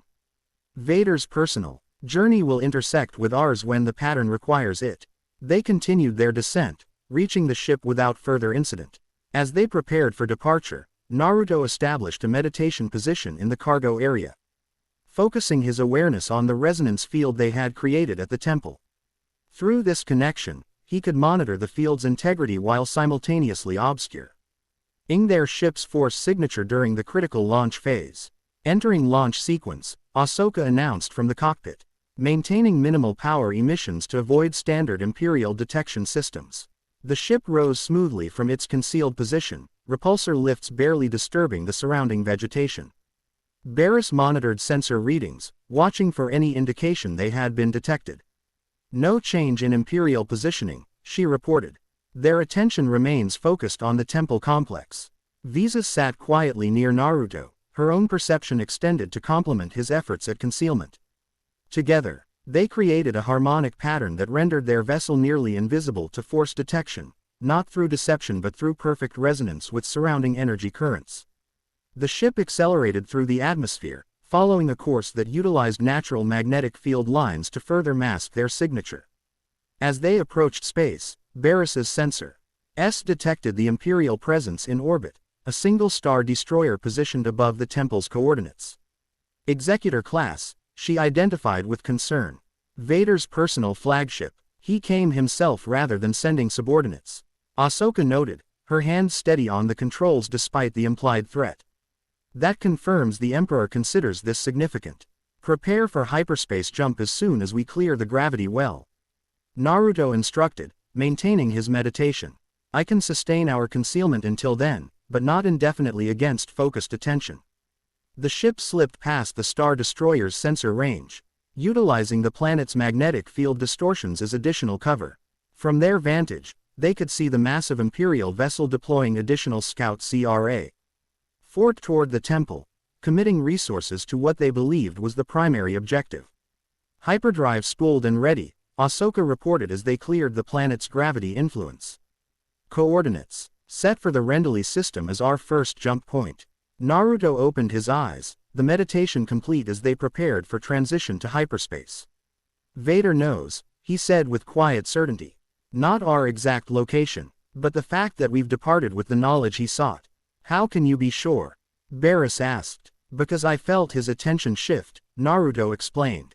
Not toward our ship specifically, but away from the temple. He sensed the fundamental truth, that what he seeks is no longer primarily there. Visas nodded in agreement. He possesses remarkable perception despite his damaged nature. Perhaps because of it, in some ways, pain creates unique channels of awareness. The stars stretched into lines as the hyperdrive engaged, carrying them away from immediate pursuit.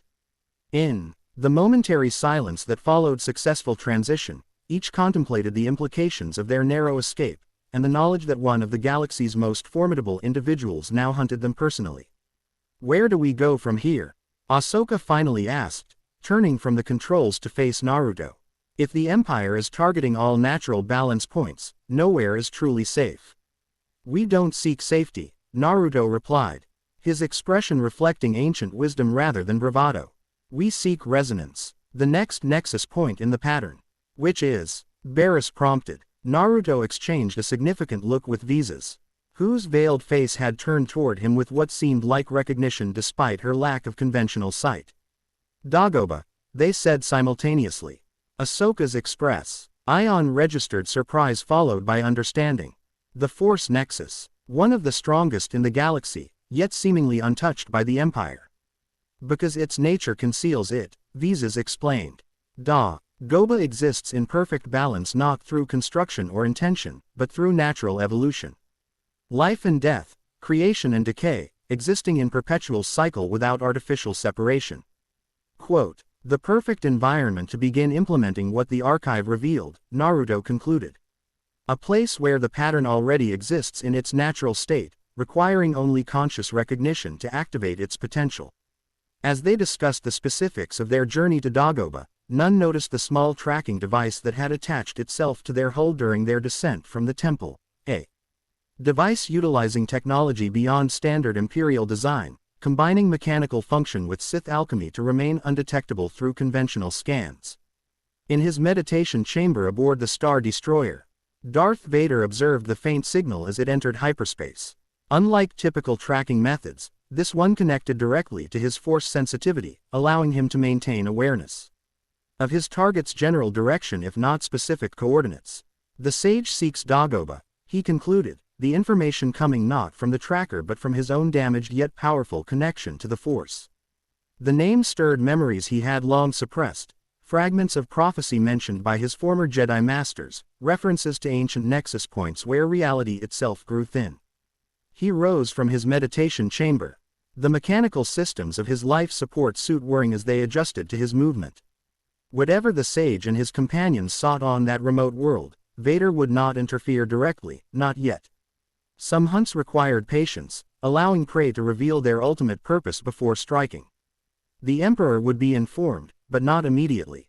Some knowledge was best leveraged through strategic timing, even between master and apprentice. Especially between master and apprentice. Chapter 3 End. The End. I hope you enjoyed this episode. Remember to subscribe and like this video. See you in the next video.